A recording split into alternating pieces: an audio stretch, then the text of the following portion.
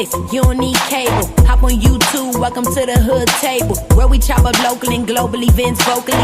You don't really wanna miss out on these conversations. Just joke a little, laugh a little, get that wine in your system, fill your glass a little. Expose current events, talk trash a little. You never know, these opinions might clash a little. They addicted to the content, got them binge watching. You don't like it, then you want invited. Bet your friends watching in the house or in your job parking lot before you clocking. They don't wanna miss a second of this HT content. Everybody think they got something to say, so it's an open invitation, bring it to the table. But if you come whack, just know we ain't buying in. We gon' probably turn your back and tell you sorry, try again.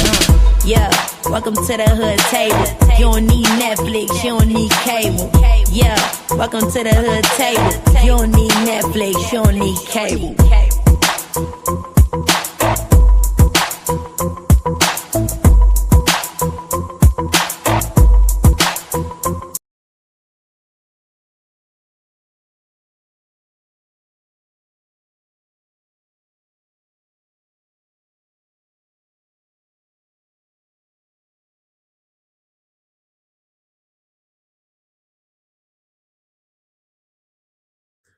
Good morning, everyone. How's everybody doing this Saturday morning?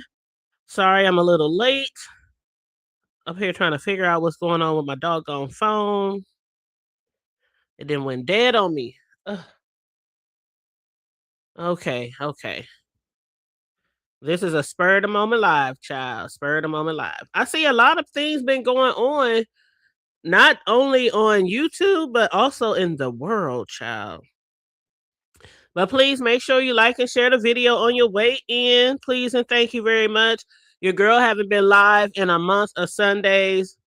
Like, literally, that's how it feels. Like, I haven't been live in a month of Sundays, and I might be correct.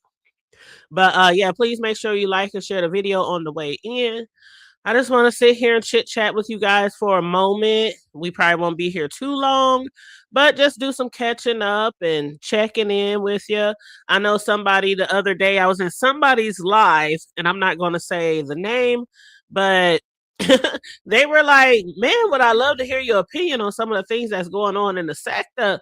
And I'm like, I'm here, but I'm not here a lot. So I don't hear and see a lot. So I can't expand on a lot of the topics that's been going on or scenarios, storylines in the sector because I haven't been able to watch a lot, but I do watch, just not a lot because, you know, my time is not as free as it used to be. What up? Hey, how you doing on the block with Reed, Big Rig Slabs? How you doing, love? I hope that you are just excited as I am about next Sunday. Not this Sunday, not tomorrow, not for morning, as they say down south, but next Sunday. Because next Sunday, we are back up in this bitch. Okay. Big Red Slaps, the hood table, from the block to the hood table. We are back. You guys.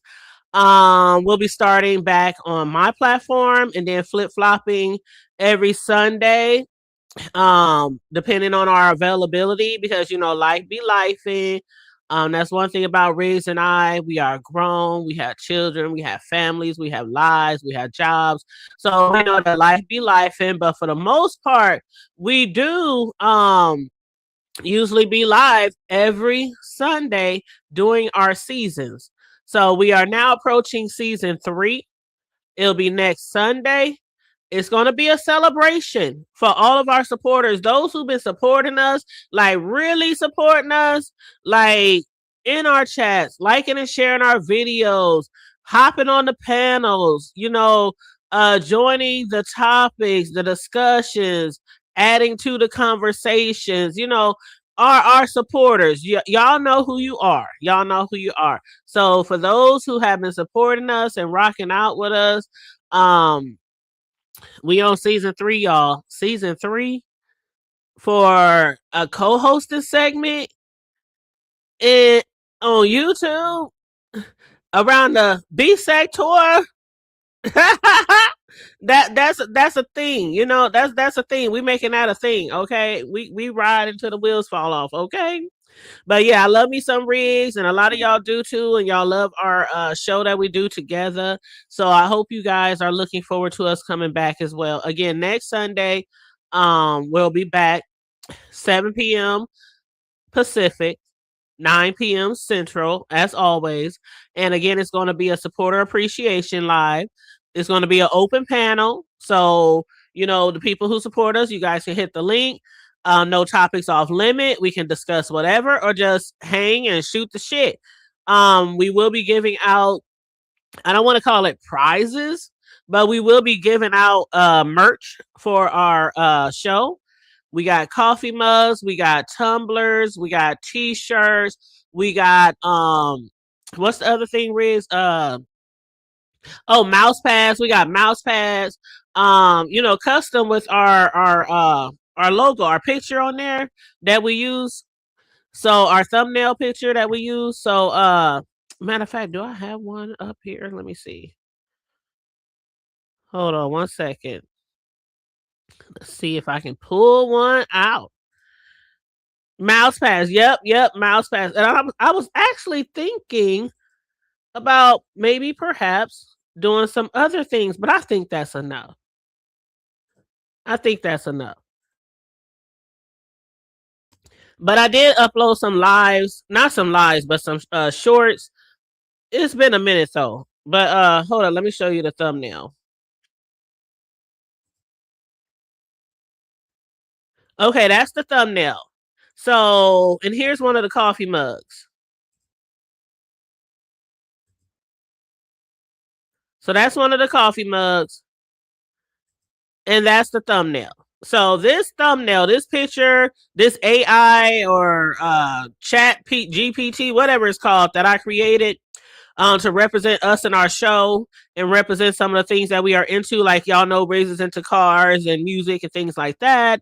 Recording music. I'm a custom personal cake decorator along with other things. So, you know, it kind of like incorporates some of the things that we're into. And this is the picture that's going to be on the merch, on the coffee cups, the tumblers, the mouse pads, the t-shirts. So we're going to be giving those away. I have 1 week to decide how we're going to do it. I don't know if we're going to have people pull numbers. I actually was thinking about something with Riggs. I haven't talked to you about it yet, Riggs, but I was actually also saying how well was going to do a how well do you know us? And then like throw some things out there that we might have said about ourselves, things that people should know. We ain't gonna pull nothing out the, you know, the hat that somebody gotta really guess or think on. But I was thinking about doing that, Riggs, incorporating that into uh the supporter appreciation show next Sunday. I think that would be really cool. Oh, don't forget Cash Apps. Ooh, Riggs, you about nigga. Don't forget the Cash Apps. I am going to be giving out Cash Apps as well. Not a whole lot. I ain't trying to have y'all shopping at the mall. Okay. Okay. Not a whole lot. but yeah, it's gonna be we're gonna be giving out Cash Apps too. And I think the Cash Apps section should be for like the trivia. That's what I think. But Riggs and I will discuss it. We got 1 week to go. We'll discuss just some things like because Riggs, we don't only do our show, but I've been on YouTube for over 8 years. I got multiple channels, so there's a lot of things that you guys know about me. Every now and then I get transparent. And hey, Kimberly Black. Hey, Boo. How you doing, Boo? But and Riggs, he's been around for a minute too. You know, over a year or so. Is it 2 years now, Riggs? I don't know exactly how long you've been on YouTube, like actually having a channel. But so, you know, he's talked about himself too. So there's some things that we're gonna ask you that you should know. We ain't gonna make it too easy for you, but we ain't gonna make it very difficult either. And that way, you know, you guys could, you know, try to win some money and stuff.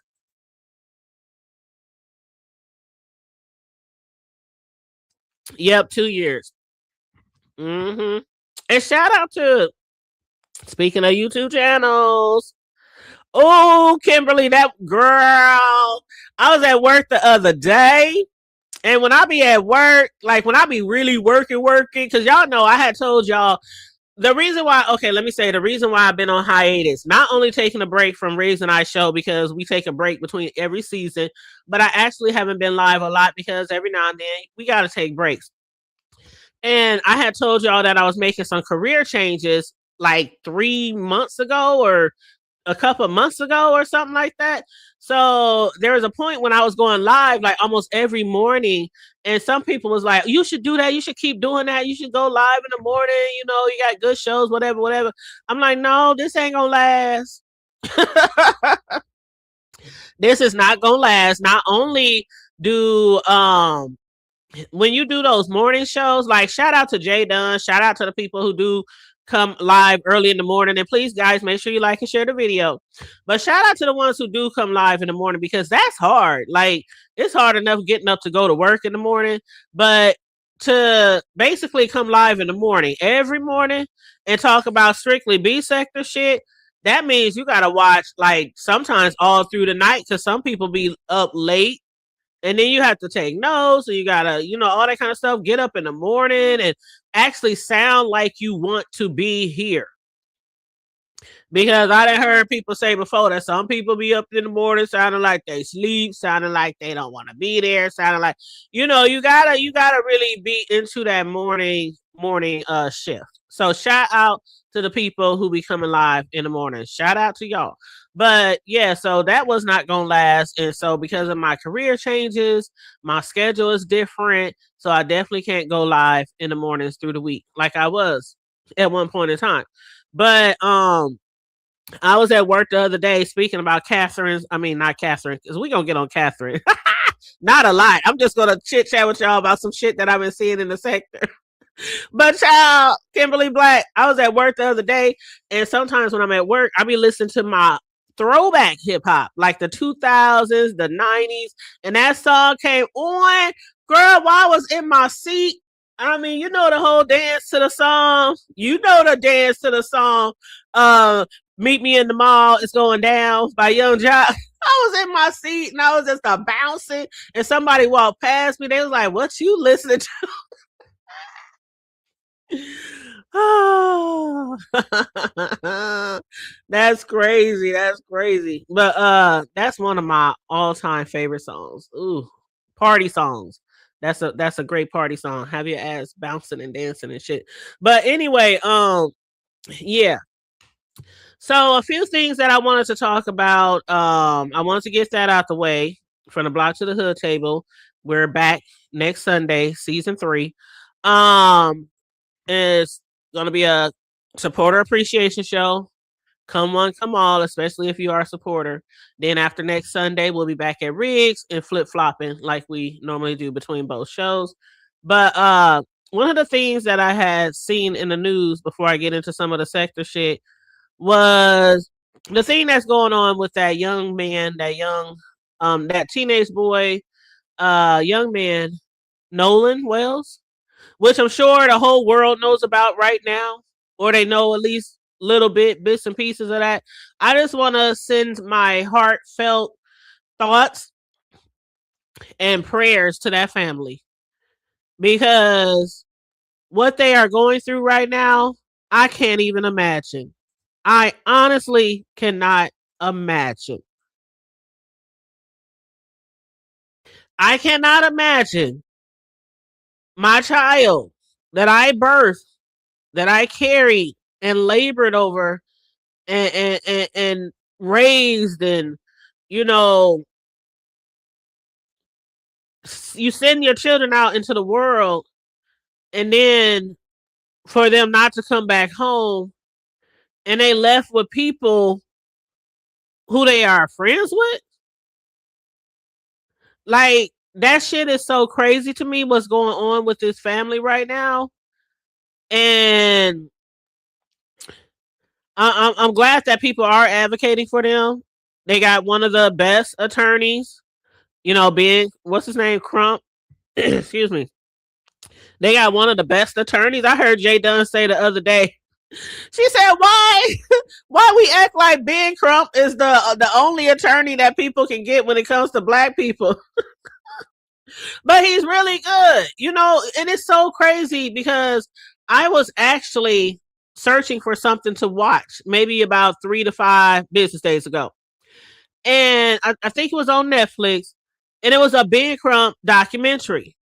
I've never seen it, never knew there was a documentary about him. And so I sat and watched it, and it was actually pretty good. I sat and watched it. The documentary tells how, he was raised.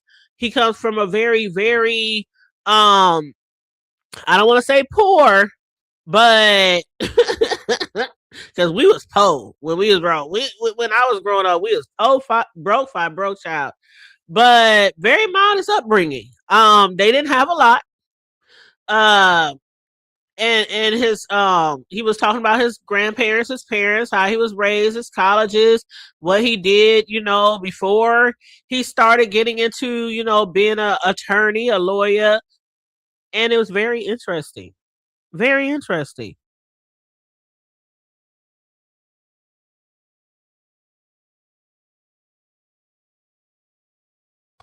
It was very, very interesting.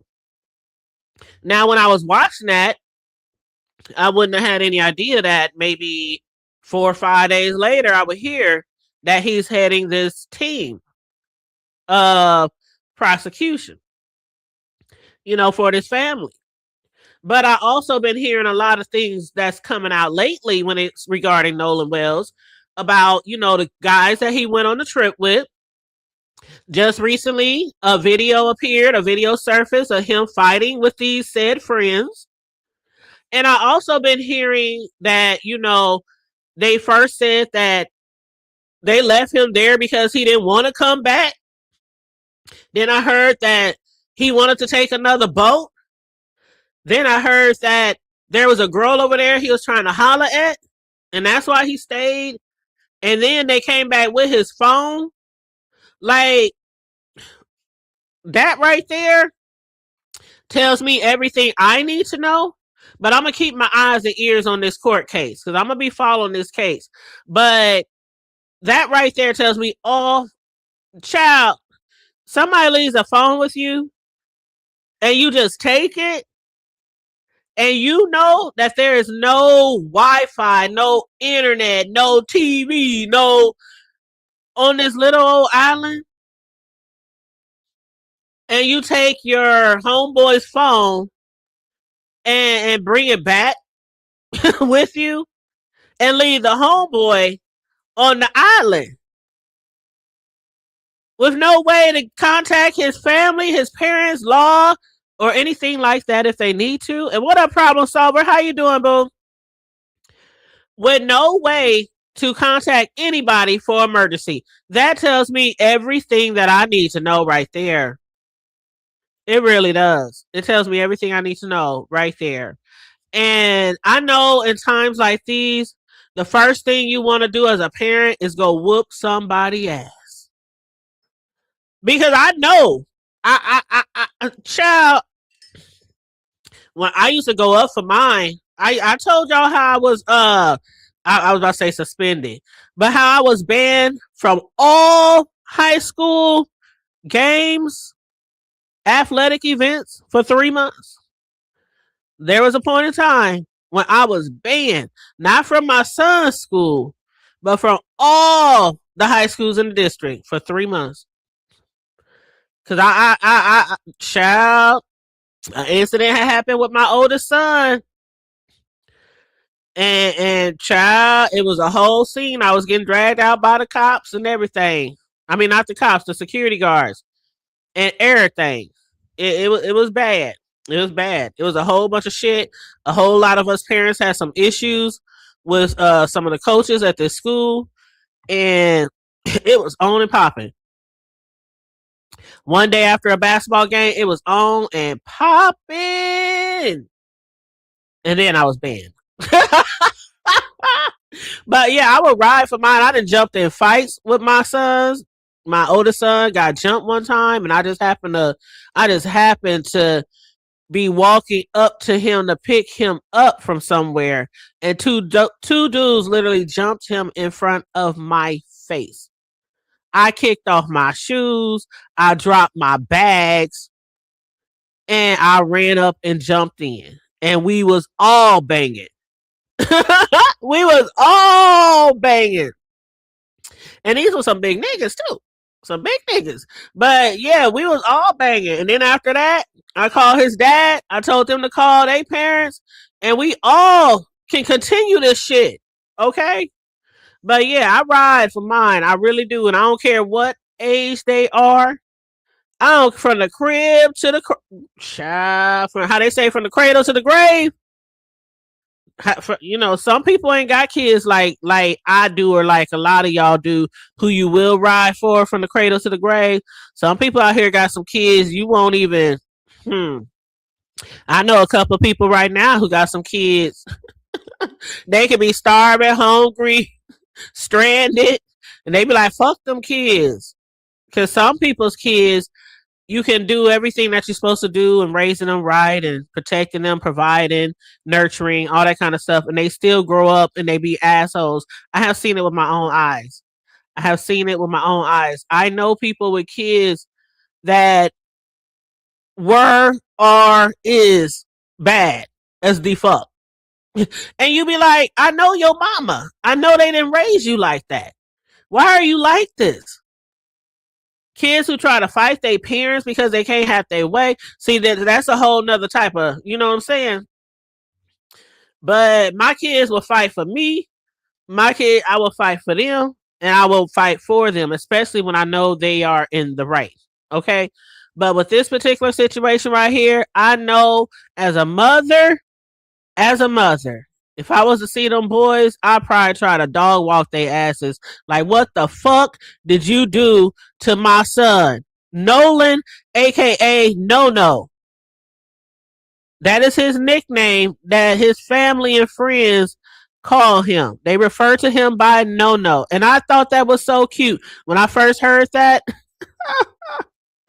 my nickname is Poo Poo. And I done said this before. I didn't even have family members come on my motherfucking StreamYard and they refer to me as that. I'm like, they don't know me as that. I'm the hood table, bitch. Don't be coming over here talking about Boo Boo. That's my one cousin, Poo Boo. And that's exactly how he said to this day. He's one of my oldest cousins. And to this day, Poo Poo, what you doing? What you doing, girl? But yeah, they call him No.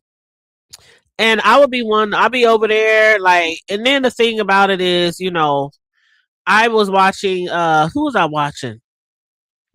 I was watching T.S. Madison the other day and Craig, you know, for Fact Talk. And a lot of y'all, you know, watched them. But they were playing some TikTok videos of some white people advocating for this black family and for Nolan. And there was one white guy in particular who said he has a black son. You know, he's biracial. And he said even with his black biracial son, he says he always tells his son, everybody ain't like me, son. He said every white person you meet is not like me. They are not caring. They don't treat people equally. They don't, you know, he said a lot of the white people out here, just because I'm white and your father and I take care of you and I love you and I love black people and everybody, there's a lot of people who look like me. And he was holding his hand. You know how we do when we be doing the flip side, you know, with our hands and shit. And he was like, there are people out there like me who don't give a fuck about you. And they ain't gonna care that your daddy white. And there was other white people on TikTok who was advocating, like, those white family members, they need to make their sons, you know, take accountability. I am very happy to see a lot of people, Caucasians, who are standing up and advocating for this young black man.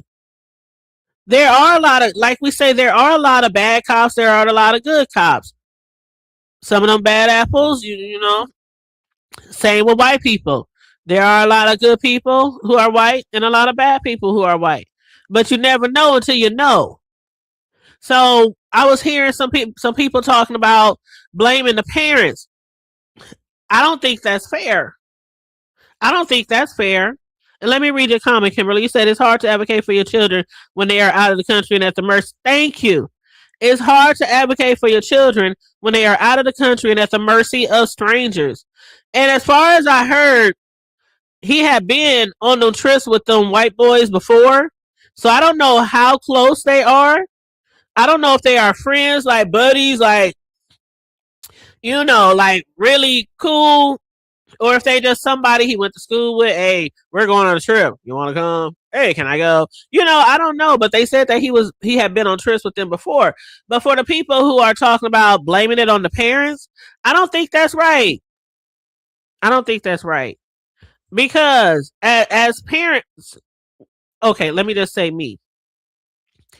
When my kids was growing up, we lived in the hood. I still do. I was raised in the hood. I'll probably die in the hood. But I always raised my children to be nice, be kind, be understanding.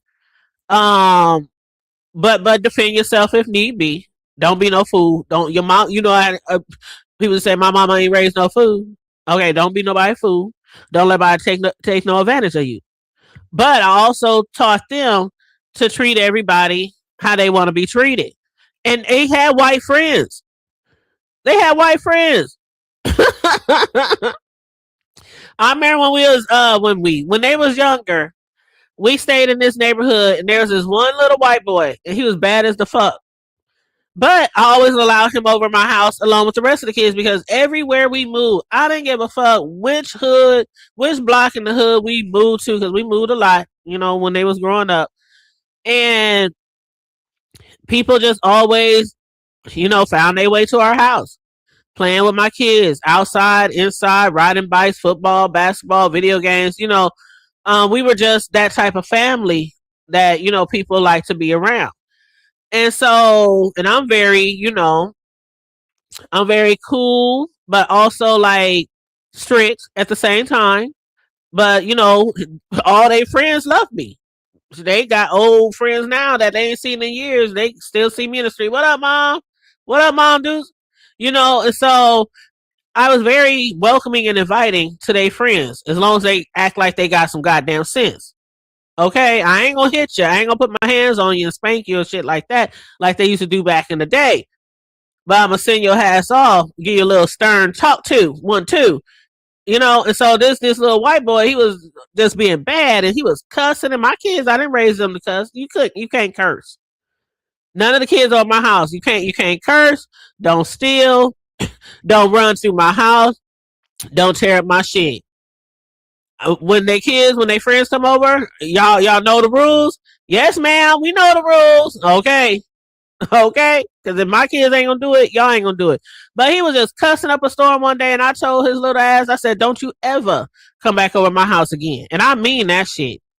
And so he left mad, upset, because he just couldn't cuss like he wanted to. And I doubt that he really cussed like that around his family and parents. I think he was just trying to, I don't know, he was just a little over the top. I don't know why. And so maybe a week or so later, the little boy come banging on my door, not banging, but knocking on my door. Can I please talk to you? And I was like, what's up? And he just sat there and just pleaded and pleaded and apologized because he wanted to come back over our house and play with everybody else in the neighborhood and my boys at the crib. And I accepted his apology. He ran outside and started playing basketball with the kids and everybody else. And my kids are still friends with that boy today. They had a lot of white friends. And they used to go over their house. They would come over our house. So for the people out there blaming the black parents on his death, like that makes no fucking sense to me. Now I understand raising like the white guy who was on TikTok talking about his biracial son. He was like, I'm not black, but I raised him to know and be alert and be aware that everybody out there is not a cool person like I am, his father who is white, you know. And he was like, I raised him and talked to him, his mother, you know, talked to him about the police, about this, about that, being in wrong places. But when you have a child and they have these friends, not one of my kids' friends would I think would do harm to them. None of the ones I know. But when they were growing up, I was raised, I ain't gonna say raised in the streets, but I was in the streets a lot. I'm from the hood. A lot of my family did all type of things growing up. So I know a lot. I saw a lot and I learned a lot. So just like anybody would, tell their kids, beware of this, beware of that. When you see somebody hanging out with your kids and you know they ain't the good fit for your kids, or you know that they are, there is somebody. Okay, let me say this. One day my son came over because they both grown on their own, and one day my youngest son Cam Boogie came over. He was like, "Mom, do you know this person?" And I was like, "Yeah, I know this person." He said, "They said I'm his cousin." And I said, "Well, technically not by blood, but we was really cool with the family, and I was really cool with his parents growing up, and so we used to call each other sisters, and y'all used to call each other cousins. But he hasn't seen them in years, so he don't even remember the boy." And so I was like, "Yeah, but I don't want you hanging around him." Now this is my grown. This was about a couple of months ago. My grown ass son Cam, the youngest one. I said, "I don't want you hanging around him." I used to do the same thing when they was little. No, they no. I don't feel like they no bad influence. And so he was like, "Mom, why the dude seem cool?" And I just got to talking and explaining, and a lot of shit that I know from the guys past. A lot of being in trouble. You know. And I also told him, "But you are grown and you can make your own decisions, but don't ever." That's one thing I always told my kids too. When I tell you something, don't ever say I didn't tell you.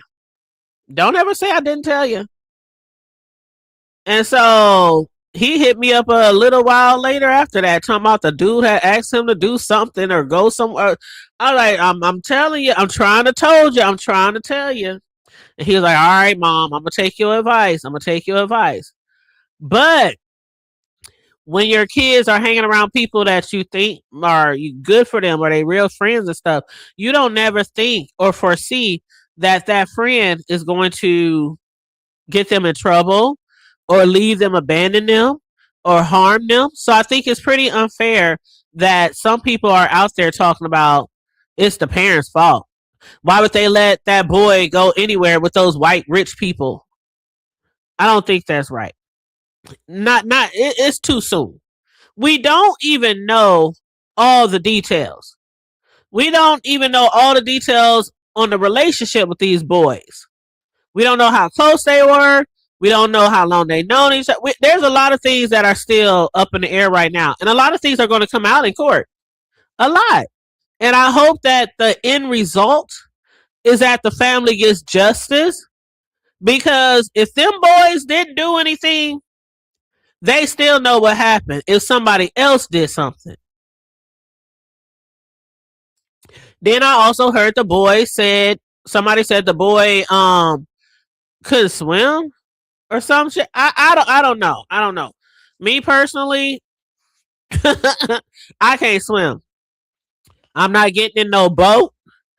I'm not getting in no boat. I'm not getting in no river boat. I'm not getting in no motor boat. I'm not getting in a boat. Shit, I don't know if I'll ever get on a ship because I can't swim and I'm terrified of water. I almost drowned 3 times growing up. I'm scared of water. But that's all I want to say on that. I truly, my auntie, one of my aunties, she had posted something on Facebook the other day. And my auntie, she lost her son. Um, I don't know exactly when it was, but maybe a couple of years. Maybe like 2, 3 years ago, my auntie lost her son. And every now and then she'll post something on Facebook, throwback pictures or her thoughts, because when people die, we grieve forever. Forever. It may not be as bad as when the person first passed away. Like my mother passed in 2015. Every now and then, I grieve and I have flashbacks and get sad. It was an incident like maybe a couple of months ago. And matter of fact, I had uploaded the video. Okay, so there's a video I had uploaded when I was hanging out with my cousins at a club because one of my cousins run a bar. He's like manages a bar or whatever. And we was hanging out. And then after that, we was like, let's go back over here to cousin TT house. You know, we sitting out there. My brother rolled up, my youngest brother rolled up, and he started talking about some old shit. I don't want to hear that shit. And it was in May. May is the month of my mother's birth. It is the Mother's Day. And it's the month of her death. And I just broke down. I was like, I don't want to hear that shit, nigga. And they was like, damn, it is May. That's a hard month for me. So people grieve. Some people grieve forever, and some people grieve differently than others. But my auntie, who lost her son a couple of years ago, she had posted something the other day. And she said, as a mother who has lost a son, I pray that whatever the truth is, the family is told so that they can move forward. At least I knew what happened with my son. I can't imagine having everyone standing around, shrugging their shoulders while I seek desperately needing answers to my questions. And my auntie continued on saying, may Nolan rest peacefully with God, and may this family find comfort in truth.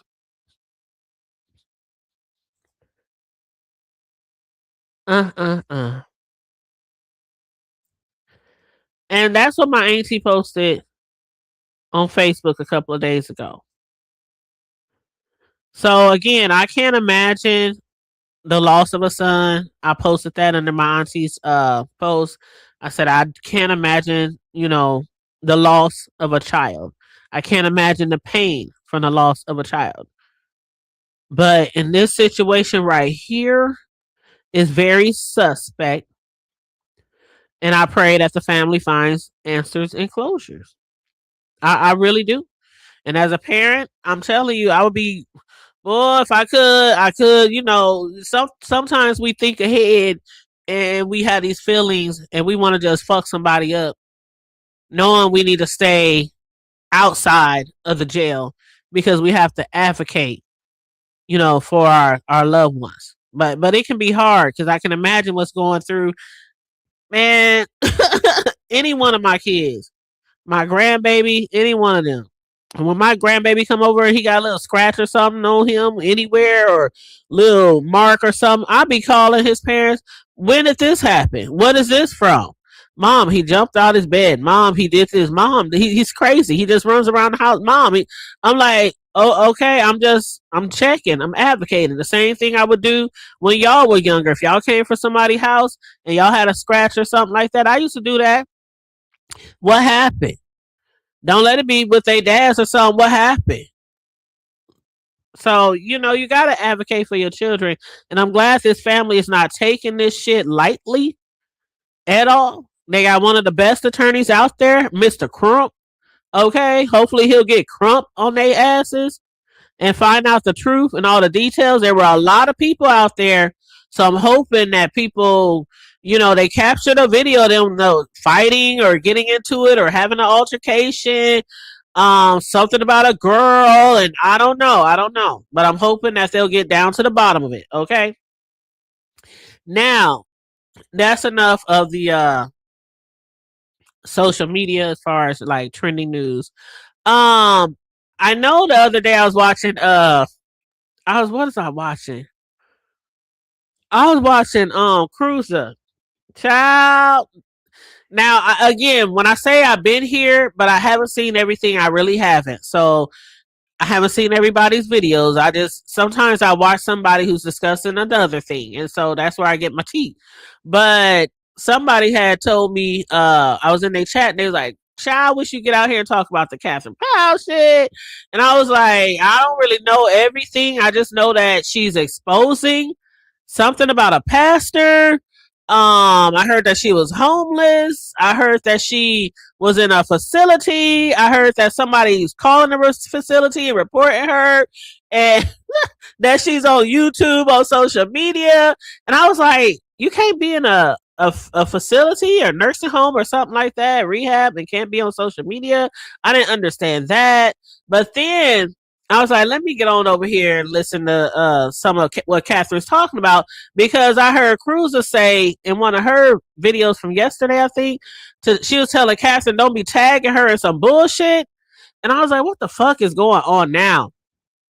So I went over to Catherine Powell's page, y'all. I went over to Catherine Powell's YouTube channel, and I'm over there like trying to figure out what's going on and what video is Cruiser talking about. And so I came across the video, but then as I was going further down the community wall post, I see all these posts about Catherine exposing the Reverend Dr. Alan Waller and the wife, who she's accusing of being a mistress, or the pastor had a mistress, and so I'm reading all that and I'm like, wow, we really exposing right now. The thing about the church sector, which Cruiser sometimes, I think she be playing around. I don't know if she really do or not, but she calls it the what does she call it? The church beef sector or something like that. But they be having more shit going on than people in the B sector, child. They be having, and if you were ever raised in church, especially one of those good old Holy Ghost stomping, non-denominational, Pentecostal, Koji, child, if you was raised in any type of those environments, then you know them. Let me keep it hood, okay? Let me take a sip of this coffee real quick. That's getting cold, and make sure you're liking and sharing the girl's video. Child, this coffee done cooled all the way down. Now I might as well throw some ice in this bitch and have iced coffee. But them motherfuckers in church, I did a couple of videos myself. in the past about I even interviewed some people in the past who wanted to come on my show and expose pastors here in our community. I talked about a pastor here in our community who was married to a woman of many, many years, and they got kids and everything, and he was running one of the biggest churches in the O, and he started having an affair with his wife's best friend. The best friend was in a circle that I'm in, and so everybody knew the business, everybody knew the tea. He was fucking with his wife's best friend. And this crazy thing is, you know how pastors and their wives, they have like what they call like armor bearers or something like that. Basically, the pastor, the men, they have people to, I don't want to say tend to their needs, but kind of like they're there to protect them. They help them when they travel. They might help them get their shit together, whatever, for church. They carry around pistols. You know what I'm saying? And then the first lady has a lady as well who does things for her. I can't remember the exact name. It's like armor bearer, something like that. And that's who this mistress was to the first lady. And they became like really, really good best friends. The bestest of friends. And come to find out, her best friend was fucking her husband, who's one of the biggest pastors in the city, right? Then come to find out, we learn more after that this pastor who hails from New York, he had been pastoring churches all the way from New York to the O, and basically was having similar situations at each church. So, not only was he sleeping with his wife's best friend, but afterwards, they separated. The wife and the husband and first lady separated. This was tea, child. When I tell y'all this was tea in our city, everybody was talking about it. I mean, all the Facebook groups, everybody was talking about it. And the girl, the mistress, the best friend, she's on Facebook trying to defend herself subtly.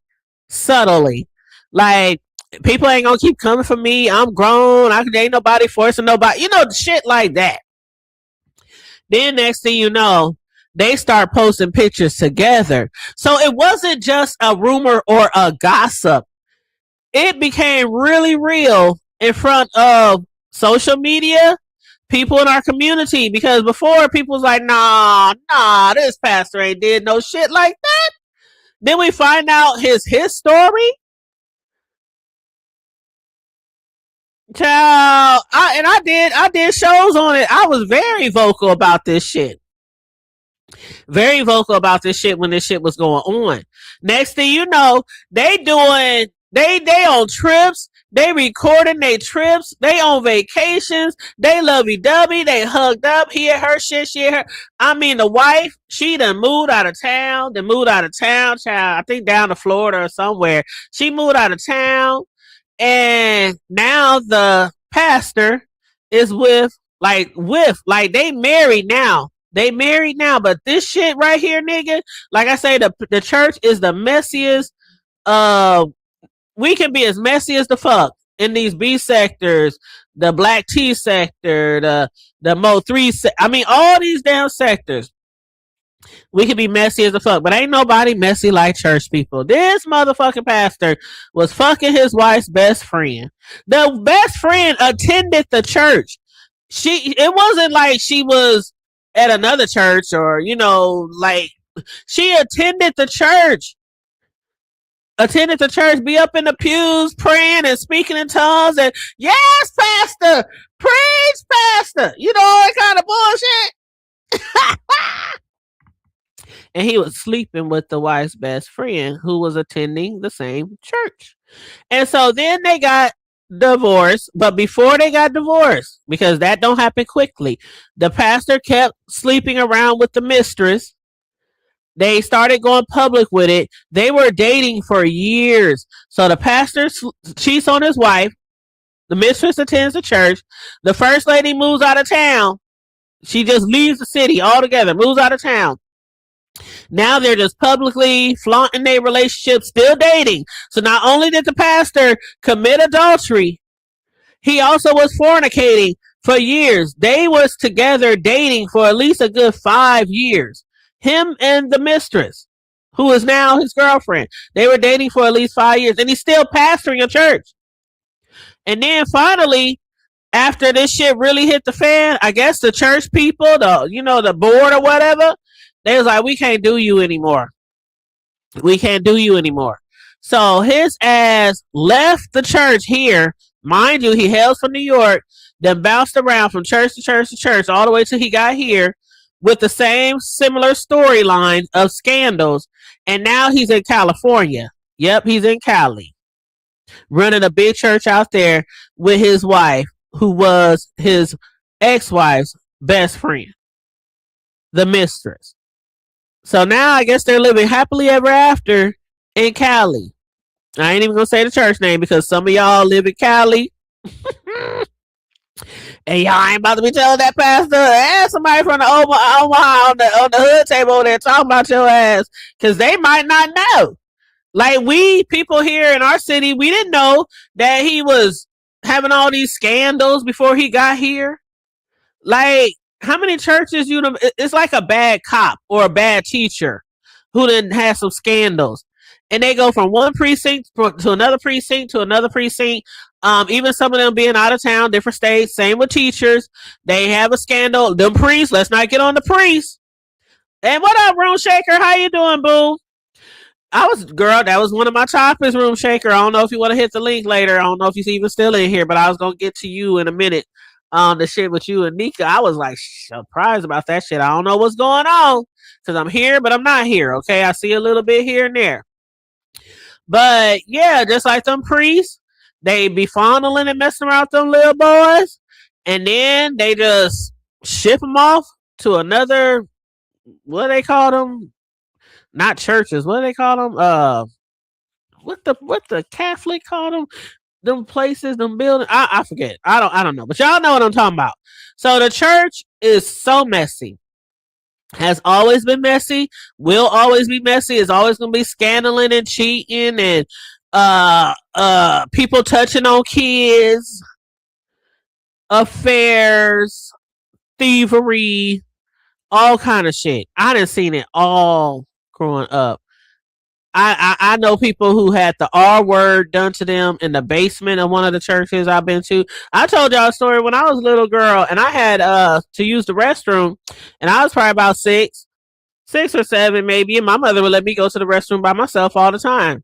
Went downstairs to the restroom doing church service, and one of my friend's older brothers was in the corner down there in the dark jacking off at church, just stroking himself. And you know what? He just wasn't stroking himself. He was trying to entice me. I looked over and I seen him. Well, actually, I heard him because I didn't see him in the dark at first. And he was like, psst, psst, come here, come here. And I turned and looked, and I saw this thing hanging out in his hand, out of his pants. And mind you, I'm like 6, 7. I don't know nothing about sex. I really don't know a lot about body parts at that age. I didn't know what he was doing, but I knew it was wrong. And the way he was looking at me and the way he was acting, the hairs on the back of my neck stood up. And fuck that bathroom. I would piss on myself in the pew before I would go into that bathroom because he was right across from the bathroom in the dark. I ran myself back up the church, my little church shoes, my ponytail was bopping up and down, and my little church dress on, and ran all the way. I mean, I booked it. I ran so fast, I'm surprised I didn't fall and bust my mouth wide open. That's how fast I ran. And I ran back up in the pew and jumped on my mama's lap, child. 6, 7, I was a big girl, 6, 7, and jumped on her lap, and she's like, what the fuck? She didn't cuss, but she was like, what's wrong with you, Pooh? I'm just shaking. I didn't even know, I didn't understand what had happened. I didn't even know how to put it in words, and then church service was still going on. People singing and shouting and tamarines and all this kind of shit, and all I'm thinking about is this man downstairs in the corner in the dark, my friend's brother. So as we was growing up, I always thought that, something was creepy or off with the family. And so later in life, I had also told you a story about how somebody else in that family had caught up in some crimes. The brother, the one who tried to entice me in the basement, one of their sisters was married to a guy who unalived a little girl who was like 7. I told y'all that story. Now these is all people from church. All people from church. The lady was the godmother of her best friend's daughter. And she kept her one night, and her husband, the lady's husband, said, if you want to continue being with me, you're going to allow me to be with you and your goddaughter. And the lady, this is what she claims, that she was like, oh, hell no, fuck you. She claimed she got mad.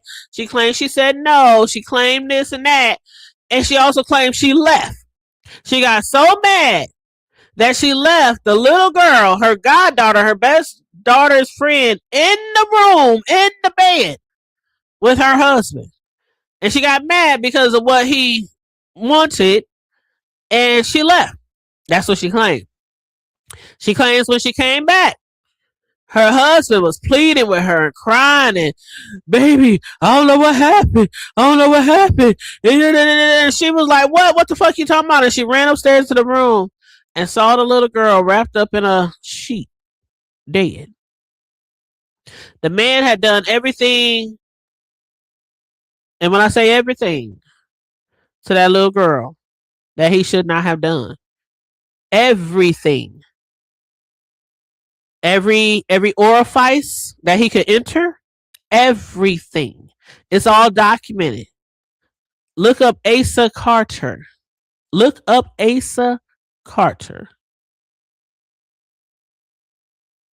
It's all documented. It's on Google. The whole court file. He R'd her, and then when she kept screaming, because obviously it was painful, he smothered her with a pillow. After that, these are church people, y'all. After that, she and him, because she was scared. She was like, what the fuck? She didn't know what to do. And of course, after he did what he did to the little girl, Now, I'm not standing up for her, but she did say she was scared because he threatened to do something with her. That could have been true. But for as far as her really leaving him with the girl, or as far as her really being there with him and the girl, I don't know how much of that to believe, because I can't understand somebody leaving a child with their husband after their husband said he wants to sleep with the child. I would have took that child and we would have ran for the hills. And I ain't coming back. That's what I would have done. I would never leave a child. If I know this grown ass man wants to have sex with my 7-year-old goddaughter, and you claim you just left because you were mad and upset, no. But anyway, she came back, claims he threatened her to help get rid of the body, and they took the body. Now they was living in the projects. They was living in the projects. The projects was called what was the real name what was the real name of the projects? Fontenelle. Yeah, okay. The project was called Fontenelle, but they had a nickname, which was Vietnam, because there was a lot of violence there, a lot of crimes, a lot of gang activity, a lot of murders. They called it Vietnam. That's the name of the projects. Yeah, Kimberly Black. Look, you can look up the story, child. Look up the story. But they lived in the Vietnam projects. They took the little girl, wrapped up in a sheet, whatever, and dumped her. And you know the big dumpsters for companies, for restaurants, the projects, you know, apartment buildings, the big dumpsters. Dumped her in a big dumpster with the mattress and everything. Then the wife called her best friend talking about the little girl got upset because she wanted to go home and she ran out the house. She lied to her best friend and said, your daughter ran off. Did she come home? And the mother's like, no, she didn't come home. So, of course, she immediately calls the police and the investigation begins. Now, the wife is the sister of the man who tried to entice me in church, in a Pentecostal church when I was 6 or 7. So at that age, I always thought something was off about that family. Then to find out years later, the sister helped cover a crime for her husband. Like, child, when I say church people are the messiest people, yes, they are. So the things that Catherine is talking about, be it true or not, Catherine Powell, the things that, you know, everybody's talking about, that she's spilling tea on the pastors. And I went over there, like I said, Cruiser had said something the other day about to Catherine Powell. She said, quit tagging me and post on your page. So I went over there to see what she was talking about, a video or whatnot. And that's when I saw Catherine over there. She's over there just it's a whole expose over there on her page. Every post is about a pastor, about affairs, a mistress, shit like that. But it doesn't surprise me.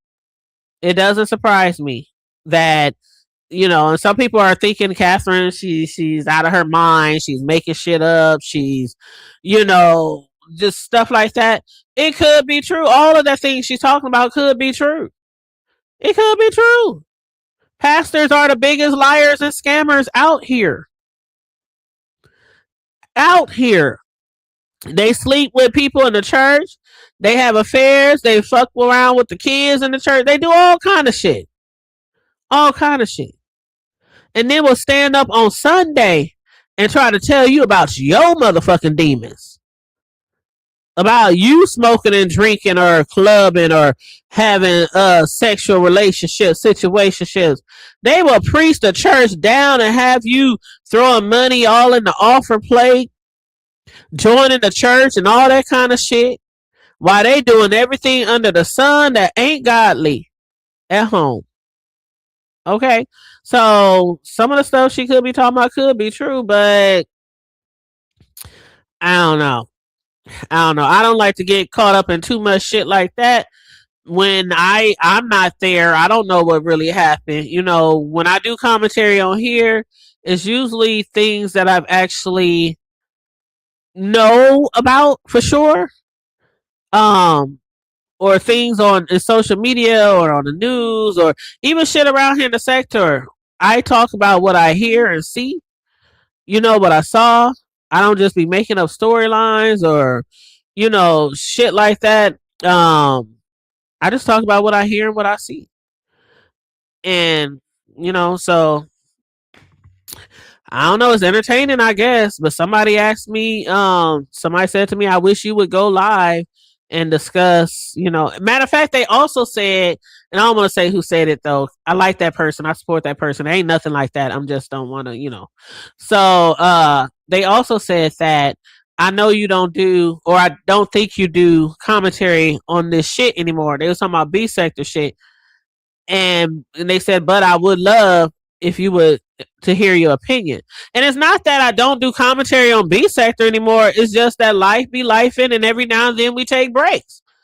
Every now and then we take breaks. Ain't nothing wrong with taking a break. And please make sure y'all like and share the video, please and thank you.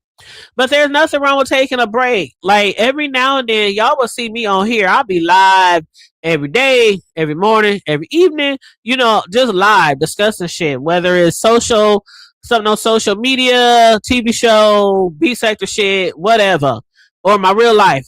But then there are times, if you've been following me long enough, there are times where I would go 2, 3, 4, 6 months without discussing the B sector at all or anything. And sometimes I don't do that because either life is lifing or there's nothing really that interesting going on that I wanted to discuss. So, and it was kind of like that for a while. So it wasn't that I didn't want to touch any B sector shit, but it was like, it wasn't all that. That's why I say sometimes I'm here watching. I'm not going to be one of those people. I've never been one of those people say, I don't watch. I watch in my spare time. And if I do hear something interesting, I'll watch. And of course, if some of my faves go live, I'll watch. I might not always drop down, but I do watch. I just don't see everything.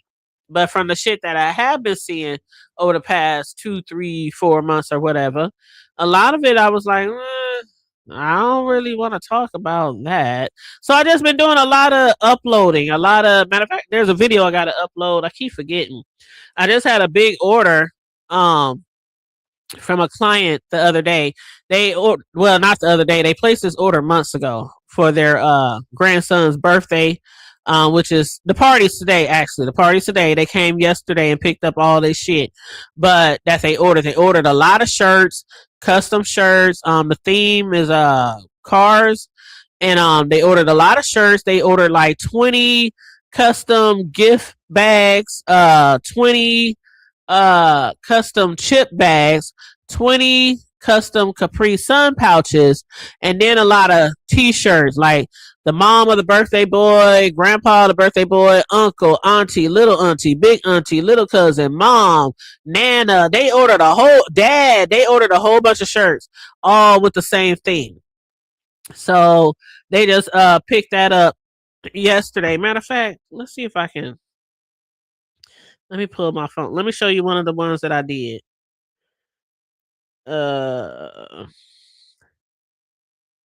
Let's see if I can.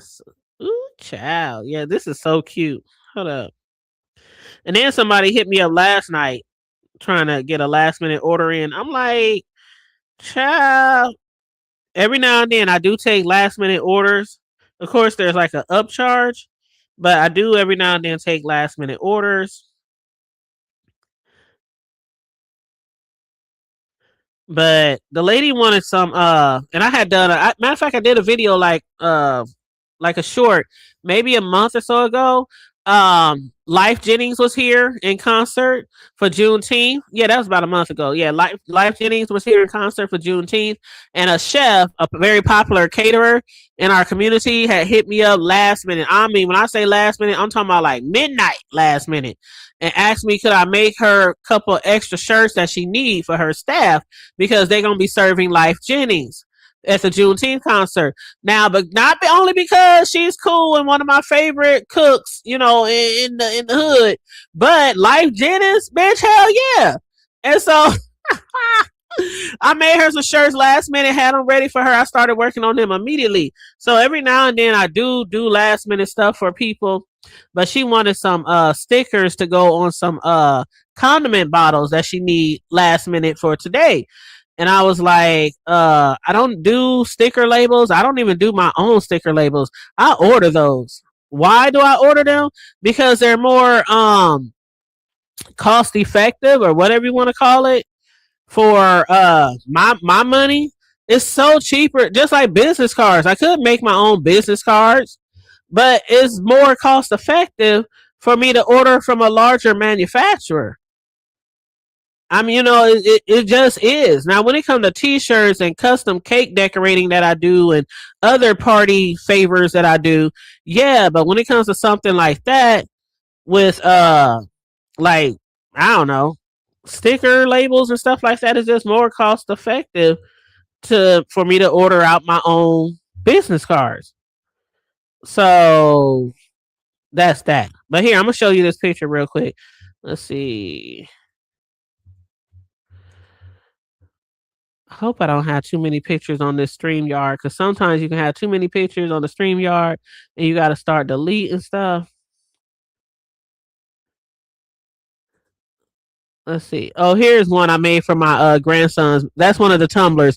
By the way, for the people who are supporters of From the Block to the Hood table, when we have our supporter appreciation day next Sunday, Riggs and I, that's one of the things we're going to be giving away is tumblers with our logo, our picture on it, our thumbnail. So that's just shows you a little bit of what I do. But most of you already know a lot of stuff that I do. But anyway, let me go ahead and delete that and add the picture of the shirt. Now I made several shirts for the mom of the birthday boy, but they had requested an all over sublimation shirt as well. So this is the all over sublimation shirt that I did. And then I also did a shirt for her, for the mom, that looks kind of, like everybody else's shirts. But this is the all over sublimation shirt. So this is one of the shirts I made for the mom of the birthday boy. So this is the video that I got to upload, when I get off of here. But they picked their order up yesterday. Again, they ordered a lot of shirts. They ordered a lot of custom chip bags, gift bags, custom Capri Sun pouches. And I made this one specifically custom for the mom of the birthday boy. So as you can see, it's an all over shirt. So I don't know if y'all know about all over sublimation shirts, but you basically, the entire shirt is designed. Not just a picture on the shirt, not just a design on the shirt, like in the middle of the shirt, but all over. That means the sleeves, that the whole shirt. That's an all over custom shirt. And then here's a picture of some of the shirts, all of the other shirts, actually. So you see uncle, nana, mom, and there's some underneath, like little cousin over there, little big auntie, regular auntie. Those are, the shirts right there. And then there's the one that I made for the mom. So as you can see, those look different than the other shirts. So yeah. But anyway, so I gotta upload that video. So I was just saying that I've been doing a lot of uploading of my crafts, my cakes, my custom party favors, t-shirts, things like that. So I haven't been live in a minute.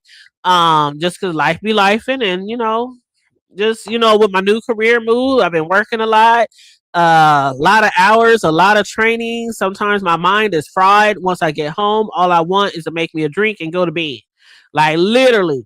I've been in training for weeks and weeks and weeks, and I still got weeks and weeks and weeks to go. But so yeah, life been life, and so that's why I haven't been doing a lot of live videos either.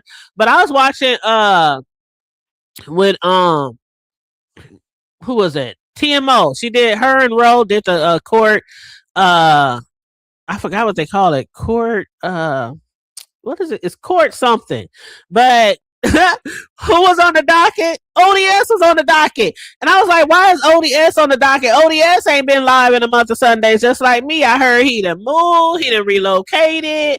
I think he got a new job, and shout out to him, doing things, moving and all that, whatnot. He done moved to a different state, and that's kind of hard, to move to a different state. I would love to do that one day, maybe retirement age, but moving to it, you got to be really, really strong and have a good mindset, and to trust yourself to move to another state. That's big. That's so much bigger than moving around the block or moving out the hood, to another area in your city or something like that. So shout out to him. I hope all is well with ODS.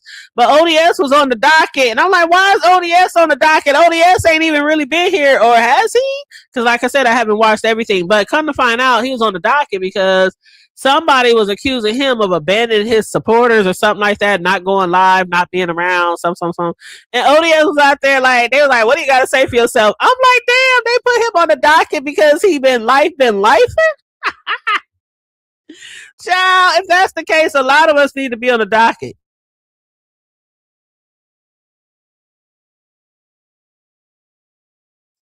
Hey Noble, what's up? What up, though? How you doing? Long time no see. But yeah, oh yeah, make sure you guys like and share the video, please and thank you. If you want to donate to the platform, $ the hood table 402. But yeah, so they had him on the docket, and he was basically like, I've been moving, working, whatever, changes going on in his life. We gotta take breaks every now and then, regardless if it's for your career, children, life, or you just want to take a mental break. From a lot of people don't know how or just can't take a mental break from YouTube. They just can't. And we see it all the time. People be on here all day, all night, 7 days a week. Just all the time. And it's nothing wrong with being on social media every day. But the excessiveness of it, like I'm talking hours and hours and hours, 2, 3, 4 times a day. Like, it's a bit much, especially if you really got other things going on in your life. It can be a bit much. So yeah, I have shit. Don't put me on no dockets because I ain't trying to be up on this motherfucker all the time. And then I heard somebody say they wish that some of the OGs of the sector would come back and start doing commentary. And I understand why a lot of the OGs from back in the day, or the people who were there at the creation of the B sector, don't come on here anymore. Or if they do, they definitely ain't talking about the B sector. And it's like, I would love, well, I ain't gonna say I would love, because I don't want them to come. Let me not say that. That's not what I'm trying to say. What I'm saying is, it would be nice if they were back here, talking about a little shit, every now and then or whatnot. But I understand why they don't. Because a lot of the people, a lot of OGs been through a lot of shit. They had their good times and they had their bad times in the B sector. And sometimes the good times can outweigh the bad times, and then sometimes they don't. I can't say for sure why a lot of the OGs are no longer doing B sector content, but I know for one thing, a lot of them have said, growth. They got tired of the bullshit, got tired of the doxing, the fighting, the repetitive beefs, long standing repetitive beefs, people being threatened, stalked, harassed. It's a lot of reasons why somebody would not want to come back and do commentary in the B sector. So I get it. I really do get it. So, shout out to the ones who are still here, and shout out to the ones, who are not here. You gotta do what's best for you. So that's all I gotta say on that. Now, I did see something go down the other day, and I didn't quite understand it, but this is the last thing I want to talk about. I didn't make no notes. I just wrote down some things that I wanted to discuss. But yeah. So I did see something go down the other day, and I was like, what the fuck? So they've been discussing Room Shaker and 1600, or whatever her name is, 1600, and accusing Room Shaker of scamming the girls with 1600 supposed to have sold her YouTube channel, or took her money and didn't give her money back. I don't know the whole story, but I didn't know that you could like give away channels or sell channels or nothing like that. I didn't know that you could do that. Like, somebody told me that you're not supposed to be able to do that. Then I heard this morning on LaDon's channel, because she had Room Shaker up there, and also Shelly was up there as such, and they were discussing, can you do it? Can you not do it? And I guess evidently 1600, which I don't understand either, why you would want to take over somebody else's channel or buy their channel, and when you have your own channel, I'll never understand that. I mean, I guess if a channel had maybe 50,000 subscribers, 100,000, a million, I mean, child, you can grow your own channel if you try. You can grow your own channel if you try, even if you don't grow it in the B sector. You know, there's other things that can be discussed. There's other topics you can discuss. If you got hobbies, if you got talents, if you can cook, if you can, you know, just some people do TV show reviews, food reviews, restaurant reviews. It's so many different types of material that you can put on your YouTube channel besides the B sector. But anywho, I guess she wanted to purchase one of Room Shaker's backup channels or whatnot. And then so I heard this morning that if your channel is connected to like a LLC or like a business or something like that, then you can't do that. But if it's not, and I'm like, oh, I still don't know, child. I just wouldn't want to do it. I wouldn't want to do it, and I'm not saying that you wouldn't be able to trust the person, the content creator who's getting rid of the channel, but from what they saying, the lady didn't give Room Shaker all the money, and then somebody else wanted to buy the channel. They wanted to pay more, so the Room Shaker was going to go with that person money, but then the 1,600 wanted her money back, and they accusing Room Shaker not giving the money back. It's been a lot of shit, and then it's been a lot of shit going on. I'm like, Room Shaker child, what is you doing out here in these screens, girl? Because not only that, but the shit with Lovely Love, oh my God. That shit had me in tears. Not the fact that they thought she was deceased. Because I am thrilled to hear that Lovely Love is not deceased. That she is fine. She might have been going through some things. Life been life and, you know, health, family, you know, whatnot. But Lovely Love, she put a post on her wall.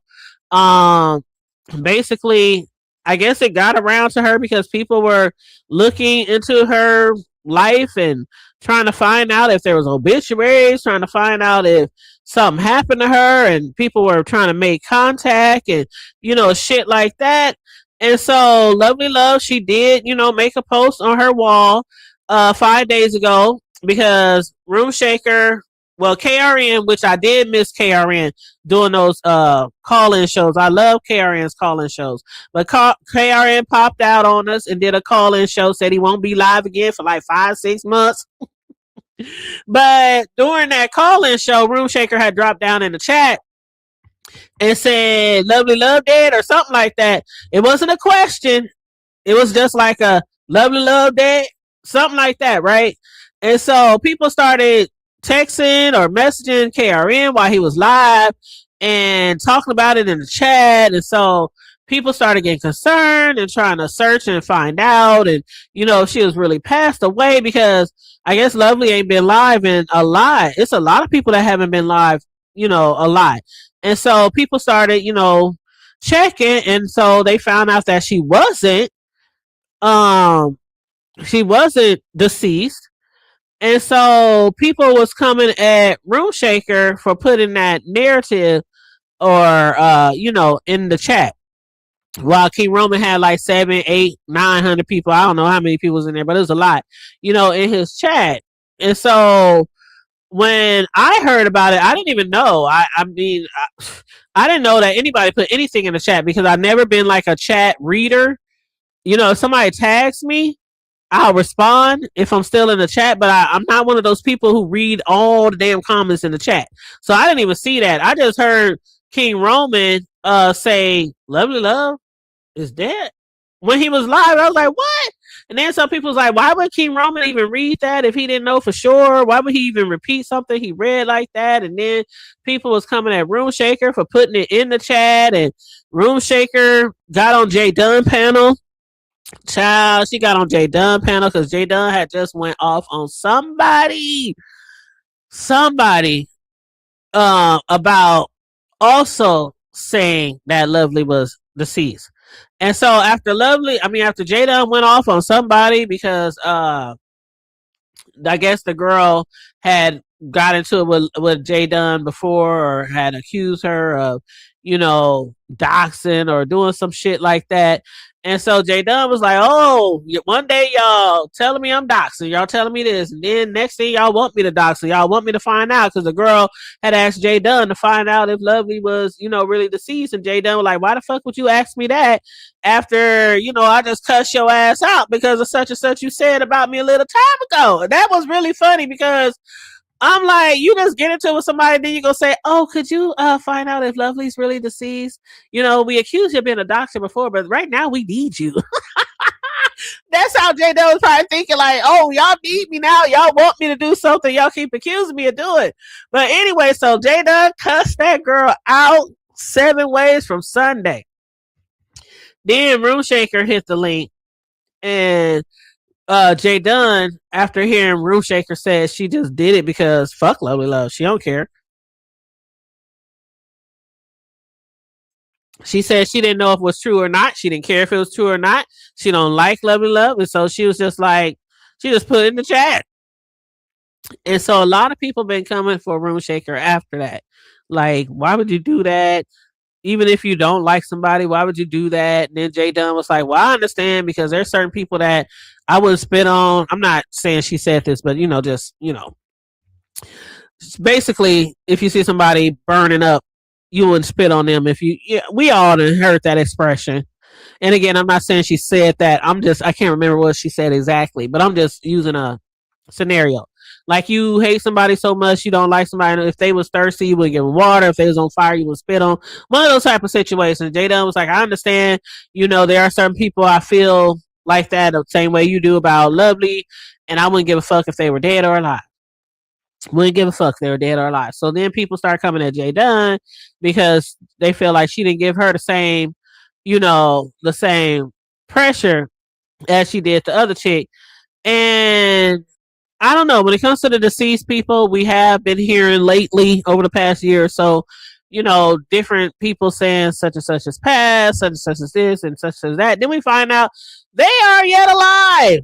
They are yet alive. So I think we do have to be careful sometimes when we spread in these rumors like that, because I don't want to speak death on anybody. I don't care if I like you or don't like you. And that's not referring to you too. That's just in life in general. Even if I got into it with somebody in real life outside of social media, I don't wish death on nobody. Now, if you really, really did me some harm or did my family some harm or fuck with one of my kids, some really detrimental shit, that might be different. But just because we got into an argument or, don't see it for each other, hey, you do you, I do me. You know what I'm saying? God bless you. God keep you. You know how they used to say in the old Pentecostal church? God keep you. Okay, as the Lord watch between me and thee, while we are absent one from another. If you know, you know. If you know, you know. Okay, we used to have to say this long spiel after every church service. After every church service, we used to have to say that long spiel. May the Lord watch between me and thee. I don't even know who made that shit up, but we used to say that all the time when we was growing up in church, and I had it memorized. But basically, that's how I feel about some people. Like, you know what? You do you, I do me. But yeah, but it comes from a Bible verse. It does come from a Bible verse, but it was a long spiel that we used to say in church. But anyway, so I'm glad Lovely Love is not deceased. She did make a post on her wall 5 days ago that said, "Hey, my beautiful people, thanks for caring. I'm okay, just taking care of business, taking care of my health, and living, enjoying life." Lovely said, "I appreciate each and every one of y'all. Thank you."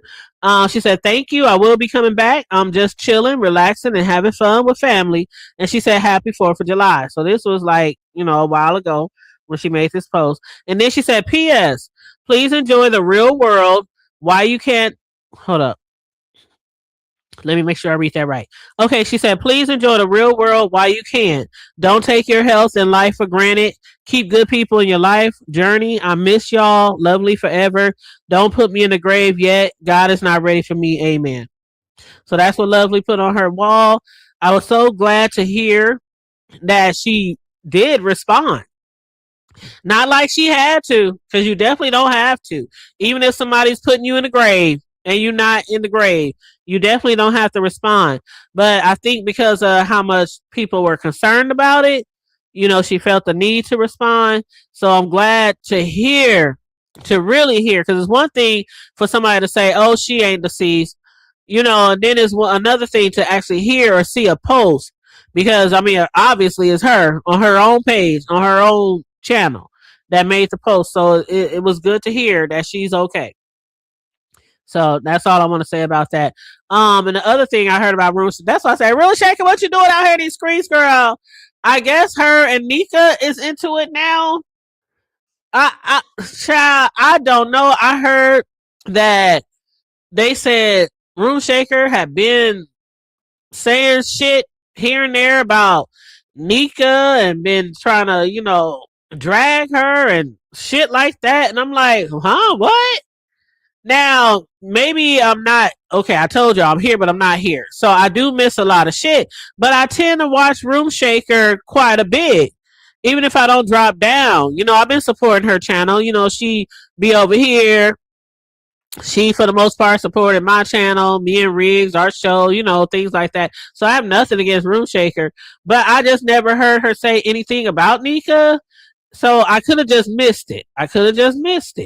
But when I was listening to Nika the other day, I guess people was coming to her and telling her, and Nika was like, I had no idea. I thought we were cool. I thought, she said, I didn't know the girl was slick shading me and da-da-da-da-da-da. And then Nika, she started going off, and I don't know. I guess the more and more people talking about it, the more and more Nika was getting upset. Because at first it was just like, Nika was like, child, I don't know why she over there talking about me, child. Then the next thing you know, Nika started coming out the bag, coming off the porch. But yeah, y'all go over there and check that out if y'all missed it too. Because again, I don't know where it originated, where it started. I probably just didn't see it. But back to some of the OGs. When I was watching LaDon this morning, Shelly was on the panel, and Shelly said she was going to start going live again. Now, I don't know if she's going to be live again because, somebody has said they wish some of the OGs would start going live again. I don't know what Shelly's going to be going live about. I don't know if it's B Sector or Trending News or, Life. I don't know what she's going to be going live again, but just to let y'all know that Shelly says she might be going live again. She do be over there on the TikToky, the tickety talk, how Lady Nika say. She be over there on the tickety talk or whatever, and she be getting some good views, and then she be doing like current news and trending news on her YouTube channel, and Shelly be getting some good views. So she do be getting some good views on her channel, but sometimes it is a need, or I wouldn't say sometimes, but oftentimes it is a need to have other people in the sector doing content, because for the most part, it's like really only a few people. I mean, I'm glad to see Ness. Okay, now we know we got these people in the sector. I'm in church. I'm not going to talk about this anymore. I'm saved, baptized, filled with the Holy Ghost. I'm just talking shit. But, and they changed the new leaf and all this kind of stuff, and they do their commentary different. But oftentimes they come back and they get back in the B sector. It's hard to lead a B sector. It's hard. I get it. I understand. We do got to take breaks sometimes. I understand that too. I take my breaks whenever I need. But it is good to see other people doing commentary. And Ness has been doing commentary in the B sector. She's been talking about different things that's going on. Jay Dunn, again, shout out to Jay Dunn, who'll be going live in the morning. She's faithfully on her, I think, Monday, Wednesday, Friday, and sometimes she pop out in between there, I guess, if she got time. But she was talking about the other day, Jay Dunn. She was talking the other day about it's a sacrifice to get up early in the morning. It's a sacrifice. I don't care what day or what time of the day, but a lot of people do sacrifice to get on here and discuss shit because, like people say, you can't just come up on here because somebody was dragging the past the other day. Speaking of which, talking about he always come on his channel talking about, so what's going on? What's happening? Talk to me. What I missed? Who did what? Who said what? Give me the tea. People's like, when you come on here, you should have something to discuss, some topics, some notes, some something. Instead of asking your supporters to fill you in and give you the commentary. So it is a sacrifice to come on here sometimes, because sometimes you have to watch a lot of people. Some people be live for 3, 4, 5, 12, 24 hours. And then for you to come up here and do a recap, of what people were saying, and you got to take notes, and you got to remember all that shit along with your regular life, your regular job, your bills and the kids and everything else that you got going on. So sometimes it is a sacrifice, to come on here, especially if you're coming on early in the morning or staying up late at night. Like Lady Nika, in Lemon's absence, has been coming on at night. Pizza been going too, because I guess Pizza got a strike.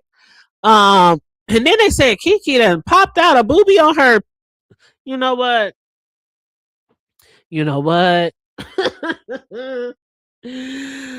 That damn Kiki. Kiki, are you riding? Na, na, na, na, na, na, na, na. Anyway, but yeah, so I don't think the strike has something to do with that, but yeah, so Pizza was down for 7 days. Lemon, Jay Dunn did commentary, say he got 10 days in jail. Lemon swear up and down he didn't get no jail, but he was absent. So Lady Nika was, in his absence, she was, doing the late night shows and stuff, which I've been entertained by, as long as I can stay up. Because again, life be lifing over here too, and with my new career, it's a lot of training, and my mind I be fried sometimes when I get off of work. I'm telling you, I be fried. All I want is a drink, and I want to go to bed. But in between, I still been watching a little bit here and there.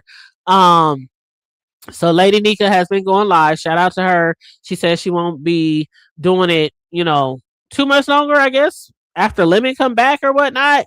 But I don't know. And I was like, when Jay Dunn was doing her commentary and she was showing us the paperwork, I was like, oh, okay, he got 10 days. I'm not surprised he got some time. If this really happened, I'm just saying I wouldn't be surprised that he got some time for that liquor store run-in that he had. Run-in. Okay? And I wouldn't be surprised if anybody got any jail time, or community service or whatever like that. But Lemon claims that he didn't get no jail. And matter of fact, he was like hitting people links and jumping on people panels. And I'm like, well, damn, if he is in jail, did they let him keep his cell phone? I don't know. Or maybe he got 10 days, but only had to do so many for good time. Can you get good time on a 10-day sentence? And maybe they give you like 6 days or 7 days, or, take off 2 hours per day. I don't know how.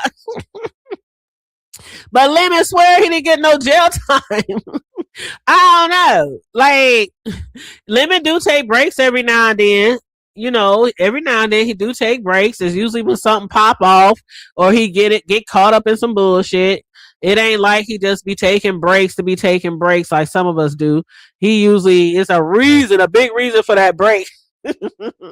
But I guess he's back. Did he go live yesterday? I think he went live yesterday. Lemon lives, I usually hear about shit that happened on his lives from other people because they be too long and they be too late and I be too sleep. Okay, so I just can't watch all the lives, even replaying. Like one day I was actually at work doing paperwork all day, and so I was listening to the B Sector and I put his shit on like double speed, and I'm just working hard and not even thinking how long I've been listening to him. And 4 hours later, on double speed, I was still listening to Lemon. I'm like, damn, how long is this video? And I looked, it was like 7 hours or some shit. So even when you listen to somebody's playback on double speed, if they shit is super long, you can spend your whole fucking day just listening to one person. So a lot of times when I find out what happened on Lemons, I get the recaps from other people. You said it was 10 days suspended to probation and community service. Thank you, Gemini. Thank you so much for clearing that up. Because I'm like, how this nigga in jail, but he on the phone? I mean, now I ain't saying they can't use the phone because, people be, bringing shit into the cells, shit, all kind of shit. phones, they stuff that shit. No. Okay, anyway. Woo, child. Anyway, but hold on. Let me see if I can try to do something real quick.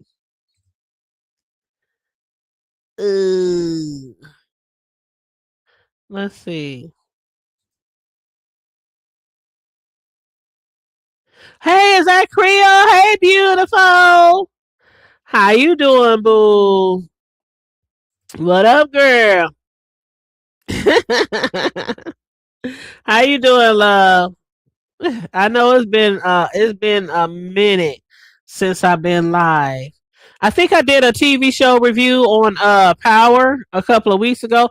I ain't even been able to stay up with Power. That's how much shit I've been doing. And then with my main gig and all these other side gigs from my t-shirts and all that kind of shit, I haven't really been able to watch a lot of TV. And when I do sit down and watch a lot of TV, I usually fall asleep before the damn show is over.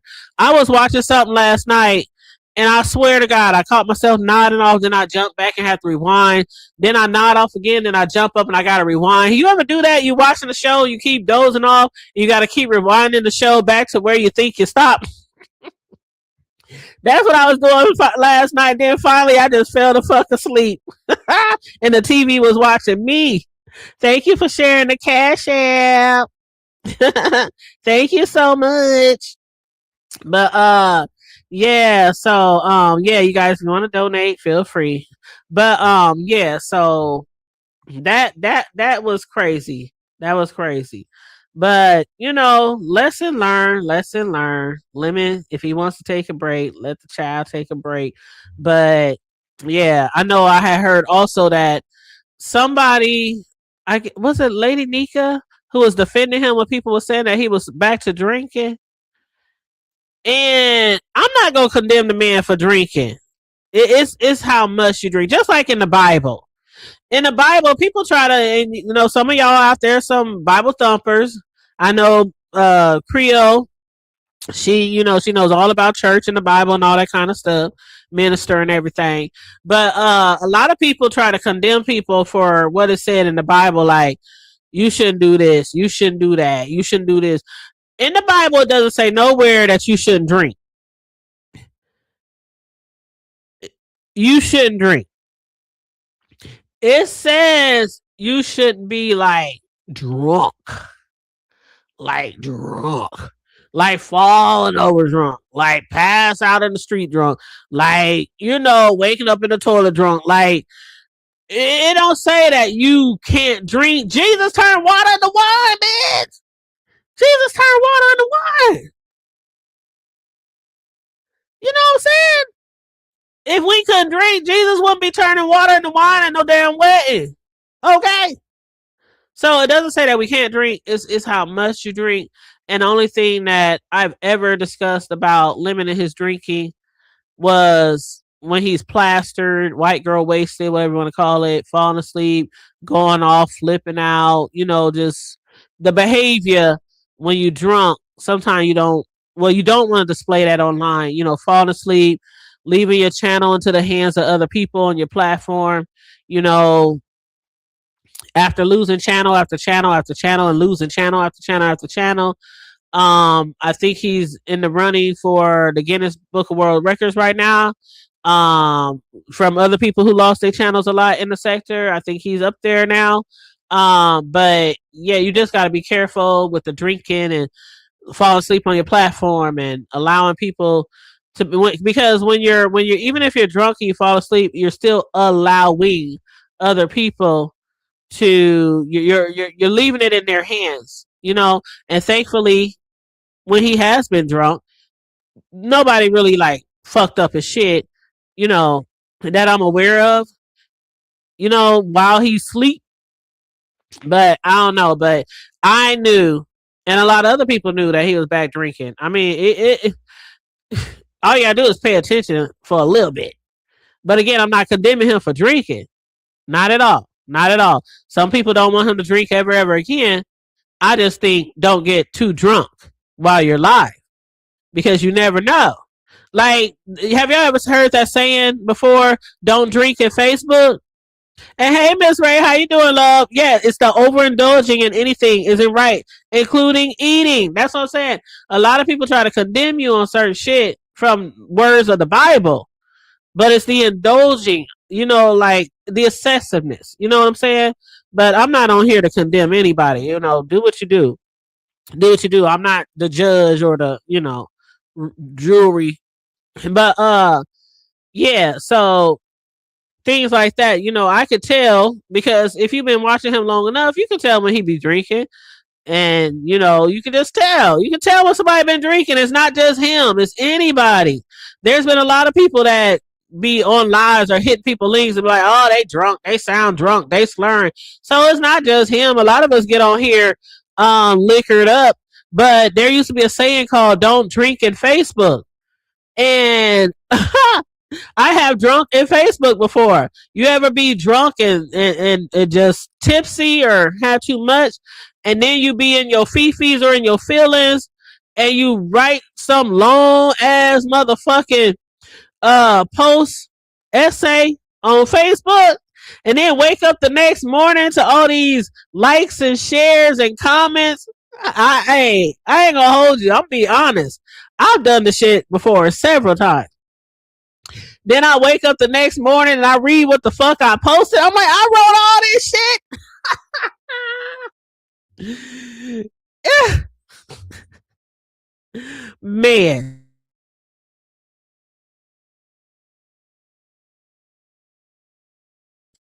So the thing I'm trying to say is, try not to get too fucked up on social media because you might wake up the next morning and realize you done something that you probably shouldn't have. That's all I'm saying, y'all. Creole like laughing my butt off. No, for real. I've done that several times. And you wake up and you be like, damn, somebody really liking my post. Like 15, 20 alerts and shit. And then you go to the post and be like, oh shit, I wrote that. I typed that shit. So yeah, I learned over time. Like if there's something that's been on my mind or something, and I'm sitting around here drinking and tipsy and shit, I ain't gonna put it on Facebook. I ain't gonna put it nowhere on social media. I'm gonna sleep that shit off, and then wake up the next morning and see how I feel about posting it then. But yeah, you gotta be careful. You gotta be careful. A lot of people work really hard for their channels, and it's really hard to grow a channel. Oh, shout out to Catherine.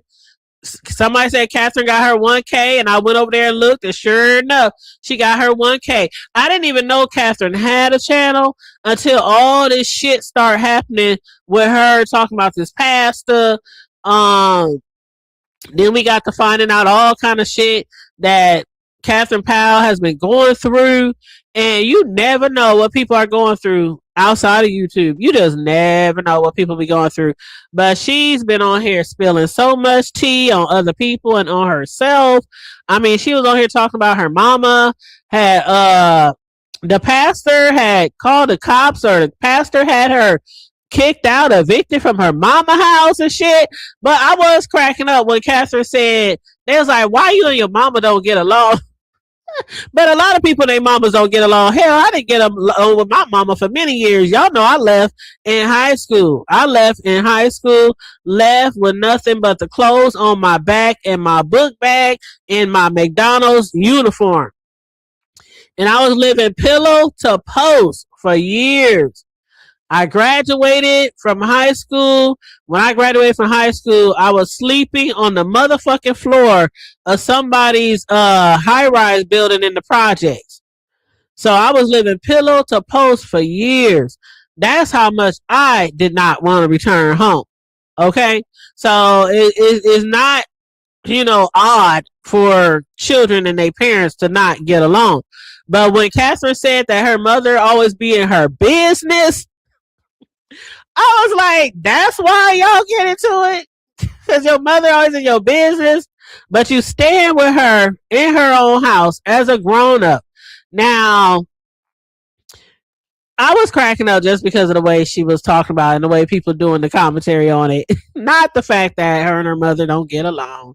But, you know, I didn't have my sons living with me when they was grown. They both happened to move out at the age of 24. My oldest one was 20. No, my oldest one was, Cam was 24. My oldest one was 22. I think he was 22 when he moved out. And Cam was 24 when they moved out. But when they was here and they was grown, I wasn't like all up in their business. But I always felt like if you're living under my roof, I should be able to ask you where you going, when you coming home, who you gonna be with, because you still my child and you living with me. I don't care if you are grown. It's one thing about your children under your roof. Now, they're on their own and they living on their own. My oldest son got a baby, my grandbaby, love him to death, love him to life. Cam don't have no kids, but he with his girl. They live together. At this time and age, when y'all on your own, no, I'm not asking you where you at, where you been, who you with, da da da da.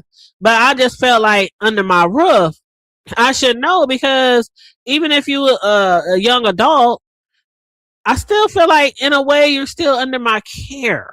You know what I mean? But my kids didn't have no problem with that. They never did, because I raised them like that. Where you at? Where you going? They be like, hey, I'm going over here to the homeboy's house. I'm going over here to play video games. My oldest son stopped by the other day. Just stopped by. I'm on the way to go play basketball. Okay, who you playing with? Me and home. You know, just natural conversation, not to be checking on them. But yeah, so it's one thing about when they under your roof. You know what I'm saying? Like when I was on the 4th of July, I had a cookout over here on the 4th of July.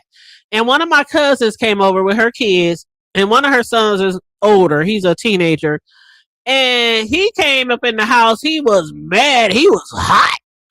I mean, he had this scowl on his face. And I was like, cousin, what's wrong with you? What's wrong with this nigga? What the fuck? I know you didn't spank him because he's too old to get spanking. Like, is he grounded? Did you just cuss his ass out? What the fuck is going on? I mean, her son came up in my house, face all scrunched up, like he was ready to fight. And she said, oh, he mad because I won't let him go somewhere to my house because he won't give me any information and da-da-da-da-da-da. And I was like, my oldest son, it was so funny, my oldest son, he happened to be in the kitchen making himself a plate. And he said, nigga, just give your mama the deets. Give her the address. Tell her the name. What's the mama name? What's the name of the kid? What's the address? I mean, my oldest son, before I could even jump in. That's what he was doing. He said, man, all your parents want to do is make sure you're safe. They want to make sure where you at, just in case something happens, just in case they got to come kicking down doors, just in case they don't hear. This is my oldest son telling my little cousin, which is his littler cousin. You know what I'm saying? That's my second cousin. That's my son's third cousin. You know what I'm saying? And he's trying to school him. And so my cousin, she was like, that's all I've been telling him. You keep telling me, you know, I don't know this, I don't know that. Come to find out, the boy had been going over that person's house and kicking it with that family, and my cousin didn't even know. Because finally, when he got all the information, she took him to meet the family, the parent and the kids, and come to find out, the lady who son it was, she was like, oh, we picked him over at your house before. She said, I thought it was okay. And I never met you because you were usually just not here the times that I came. And that's when I was like, fuck that shit. I hope you told that motherfucker, don't you ever come pick up my motherfucking kid unless you get the okay from me. Because I was quite appalled by that response. Quite appalled. Don't come pick up my kids from anywhere. And I don't know you picking up my kids.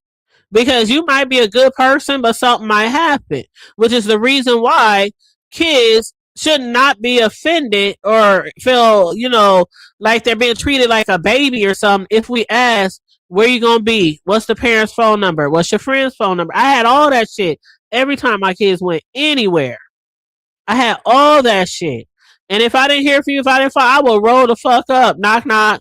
I'll be calling people mamas and all that kind of shit. Like, for real. So I was like, who does that? What parent just goes picks up kids? Oh, your mom's not home. Oh well, let's go. Ain't never met the mom. Don't have the mom's number. No, never had a discussion about you letting kids come to your house. No, I don't fuck around like that. I don't do that shit. Mm-mm. I don't do that shit. Even all the times, as much as my kids used to have company at our house, no matter where we lived in the hood, my kids just attracted other kids. They were just we're always been just cool and friendly, and again, I'm friendly. I'm a good mom, but I'm also strict too. So even if your friends come over, they know the kids know. Don't y'all run through my mama house. Don't y'all play on her furniture. Don't you throw balls. Don't you do this. Don't you cuss. Don't you be disrespectful. Like the same way I raise my kids, that's how I expect their friends to. I don't give a fuck what you do at your mama house. But over here, my nigga, we gonna show some respect and be obedient. So, I always been like that with my kids and their friends, but they love me so much. They like, your mama cool as fuck. She funny. She get my kids be like, she corny than a motherfucker. No, your mom funny. She be having us cracking up. You know what I'm saying? But my sons have, okay, overall good friends, and if they ever hung around people who I didn't think was like right for them or a bad, influence, I tell them, you ain't hanging around with them. They can't come over. Nope. And you ain't going over their house. Nope. But her son was so upset, so upset. So, there are times when we do have to be in your business. But I guess if I had maybe a 50-year-old, 60-year-old child still living in my house, I wouldn't be all up in your business like that. But I still might ask you, where you going? Who you hanging out with?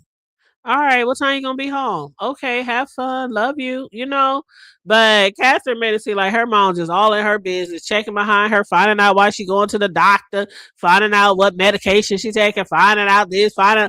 I'm like, I don't know, maybe her mother is just overly concerned for some reason.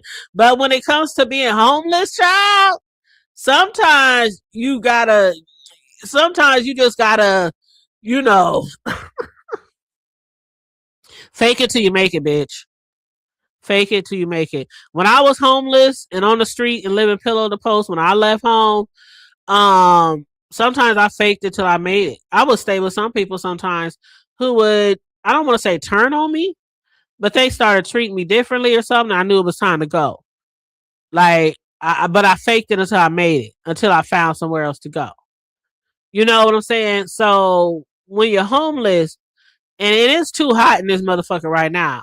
I mean, I don't care if it's winter, snow, sun, rain, but it's hot than the motherfucker. Like I have been so miserable.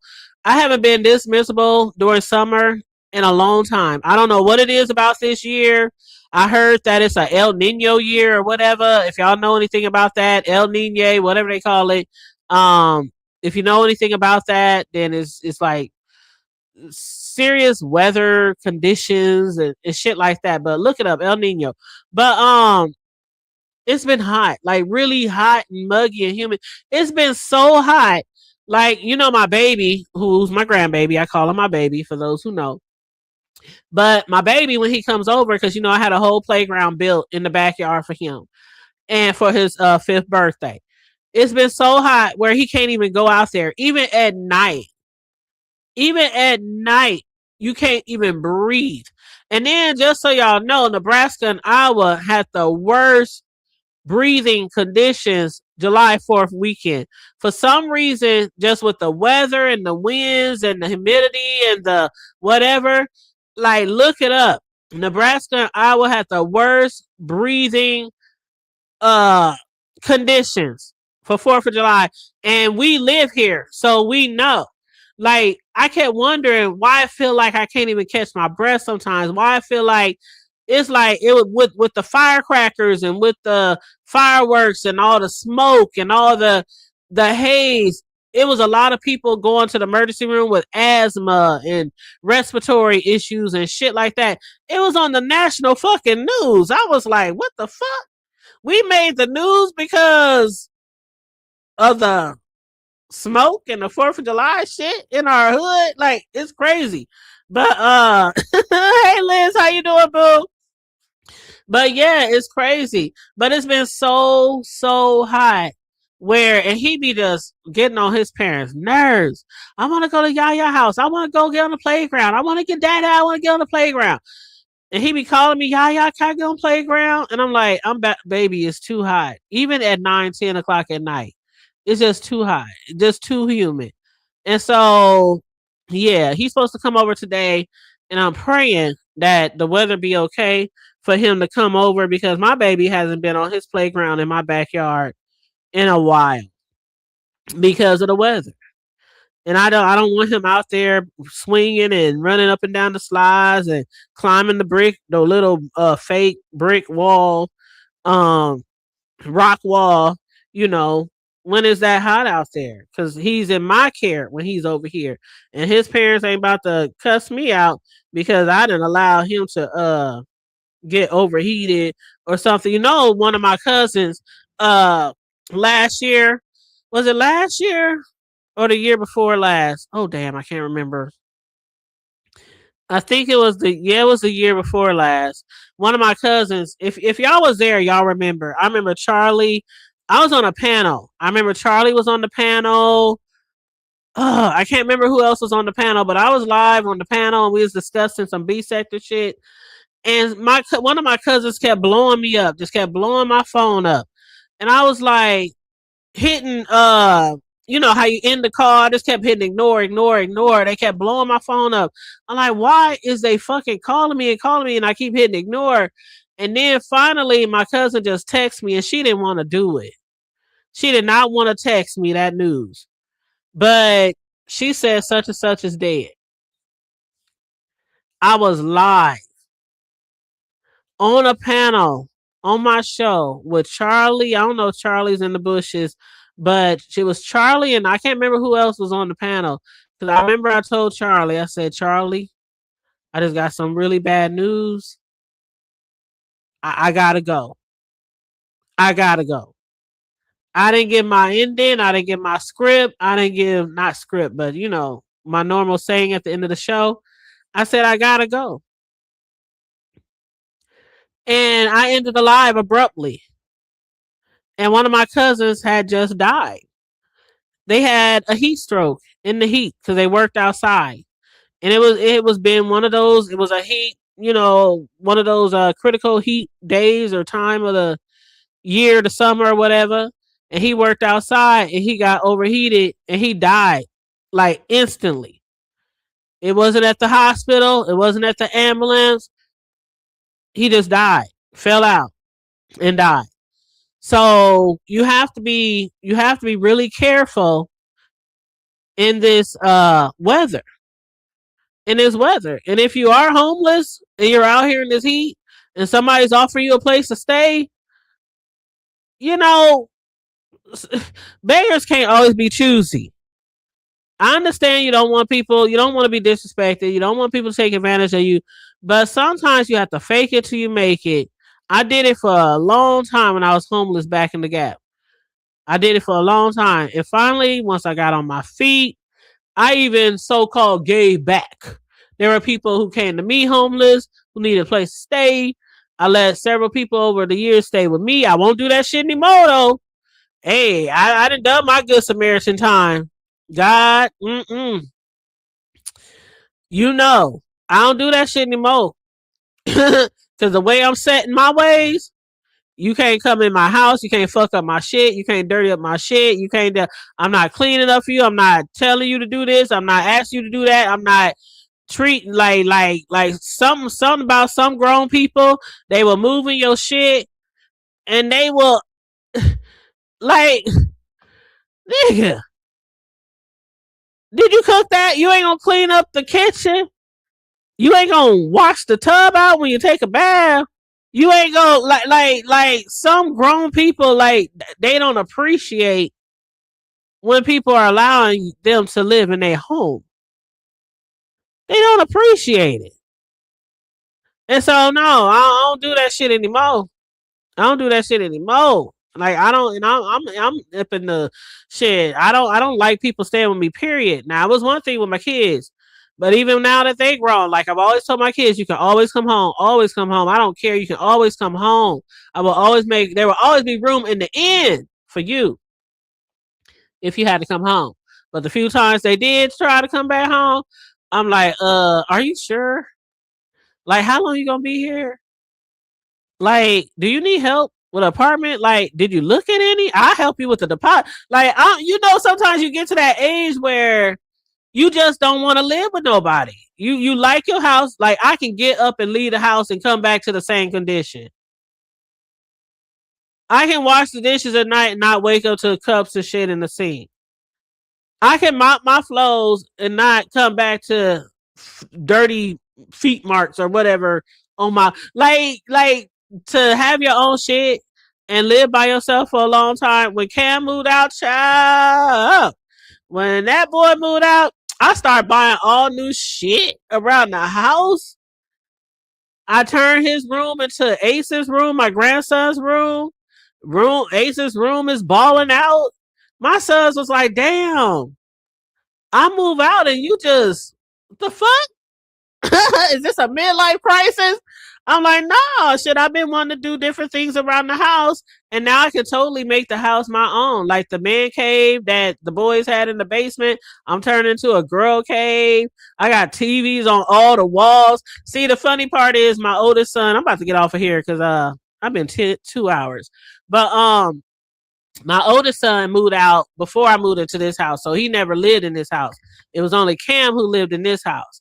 And so Cam, when we moved in, one of the things that he loved about the house, because, sometimes you ask your kids opinions when you're moving or buying property, especially if they're living with you. What do you think about this one? What do you think about this one? You want to go look at another house, want to make sure they get a room they like, they space, overall you paying for the shit and it's your final decision, but you know what I mean. So anyway, he loved the basement, bathroom. I mean, it's an area down there for a bar, finished basement, totally finished, plush carpet. I mean, just nice, right? Fireplace, electric fireplace. So even like if the basement, basements are colder, even in the well, actually not in the my house is pretty insulated, and my furnace and central air was brand new when I bought my house. So the basement keeps a really nice temperature in the winter. Now, if it gets a little chilly down there, he can always turn on the electric fireplace, and it just, oh my God, 5-10 minutes, and you got to turn that bitch off because it gets too warm down there. But in the summertime, air at the bottom is much colder. So in the summertime, it'd be cold down there in the basement, like really cold. And he might turn on the, the electric fireplace then too. But for the most part, it's very comfortable down there. And I had bought him brand new furniture when we moved in this house, like brand new furniture, like the living room set, dinette, end tables, lamps, all that shit. And I said, anything else you want, you gotta do it yourself because this is your man cave. Do you know that nigga didn't do shit? That nigga didn't do shit with that man cave. When he moved, I'm telling you, right after he moved, I had TVs delivered and put on all the walls. When Terrence, one of the Terrence Crawford's fight night, Terrence Crawford, Bud, who's from here. Here he's born, raised in the hood. He still lives here. But yeah, Terrence Bud Crawford, his fight, the last fight, we had a fight party, and a lot of people's downstairs, TVs on all the walls. My sons was like, "What the fuck? When'd you do all this? Why you didn't do this shit when I was living here?" That was your man cave. It was your responsibility to do what you wanted to do.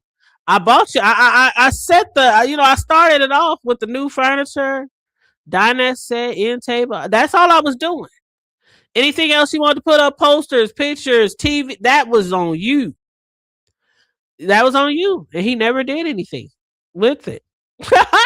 So when he saw what all I did, when people come over here, they be like, "God damn, it's kind of nice down here."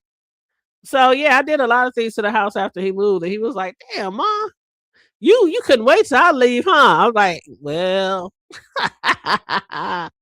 But anyway, when you homeless, especially in extreme temps like this, whether it's wintertime or summertime, sometimes you gotta fake it till you make it.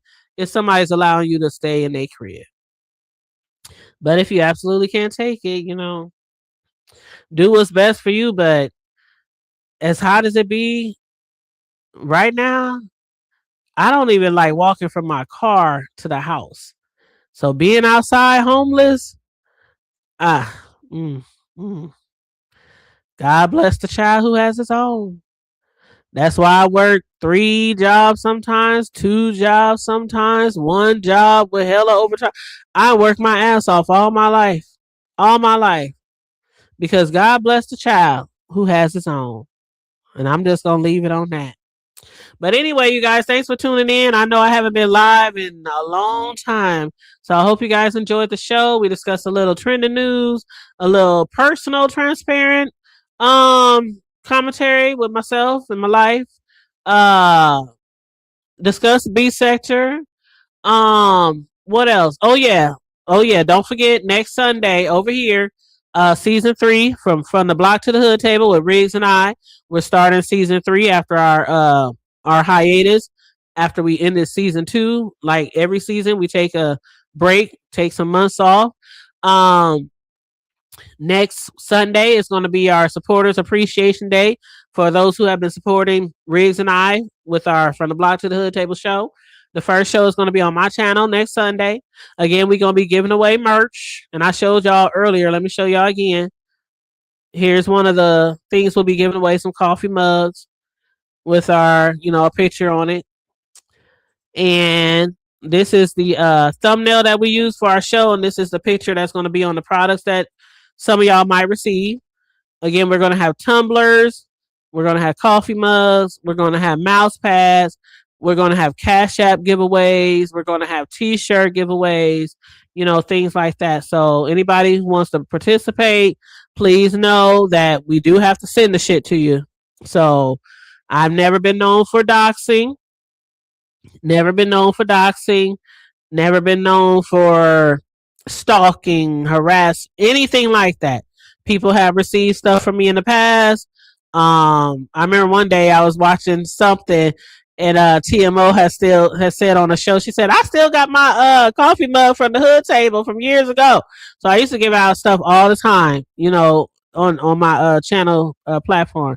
So never have I, did anything detrimental to anybody. So for those who want to participate, you can either come through and just chop it up with us, hit the panel. It's going to be an open panel. We're just going to be having fun.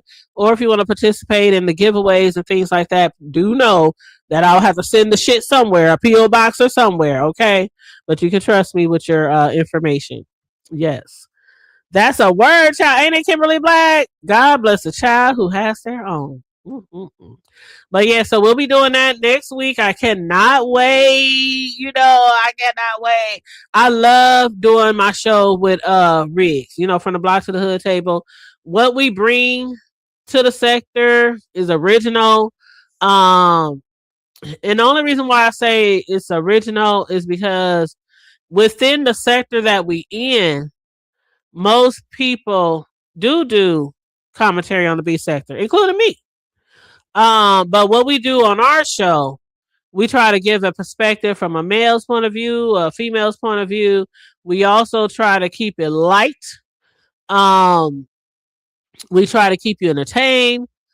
You never know what we're going to discuss. It could be trending news. It could be family. It could be children. It could be relationships. It could be sex. Okay. It could be anything, that we come to discuss. And we keep it as much as we can away from sector shit. So for us to be on season 3 and to have the support that we do, now I'm not saying we be getting thousands of views and shit like that, but we do have people who support us and continue to support us and to pour into us, and we pour into them. And people like and share our videos. They hit the links. They join the conversations.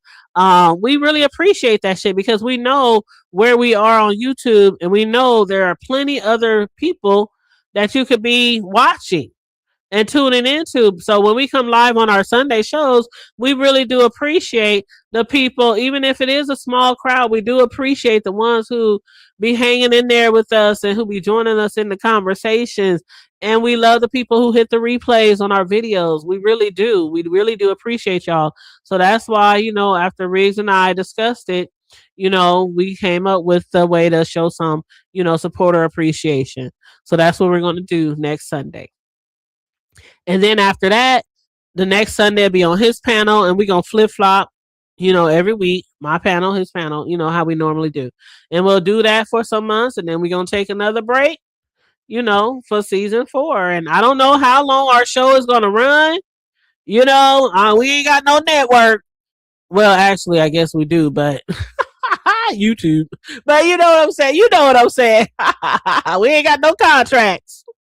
We ain't tied to no network. So, the way Riggs and I see it, we gonna ball this out. We gonna ball this out till the ball is flat. We gonna ride this out till the wheels fall off. You know what I'm saying? So I ain't saying we ending the show this season. I'm not saying we're gonna end it in 10 seasons. I'm saying we just in here doing what we do and what we love to do, which is running our show and trying to entertain you guys and discuss and talk to you guys. And it's just real cool. It's just real cool being able to have a co-host shows with somebody you really rock with, because those type of shows don't usually last that long. We didn't see them come and go. People do the co-host shows, and then next thing you know, they just don't end the show. They fall out. And then start throwing bones and tea and dragging and flagging, and I mean, we done seen it, right? I'm not lying about shit right now, okay? So for people to be able to hold a show as long as we have with co-hosting, I have to give us our own shout out and pat us on the back, our own self. So yeah, that's on that. But anyway, you guys, thanks for tuning in this Saturday morning. I might just get my ass back in bed. I ain't even gonna hold you. I done sat here running my mouth and my coffee done got cold. I might make me another pot of coffee. I don't know. Or because I don't like putting coffee in the microwave. I don't know. It just tastes different. But anyway, I hope you guys have a wonderful Saturday, a wonderful weekend. Like and share the video. Support the Hood Table if you like. $, the Hood Table 402 is the Cash App if you want to donate. I love you guys. I appreciate you guys. I miss you guys. I'm going to try to come live more often. I'm not saying every day, but I'm going to try to come live more often. And of course, next week we'll be live every Sunday for From the Block to the Hood Table show with me and Riggs. But other than that, you guys, stay safe, be blessed, remain vigilant at all times, and always remember to keep it hood. I'm out. Bye.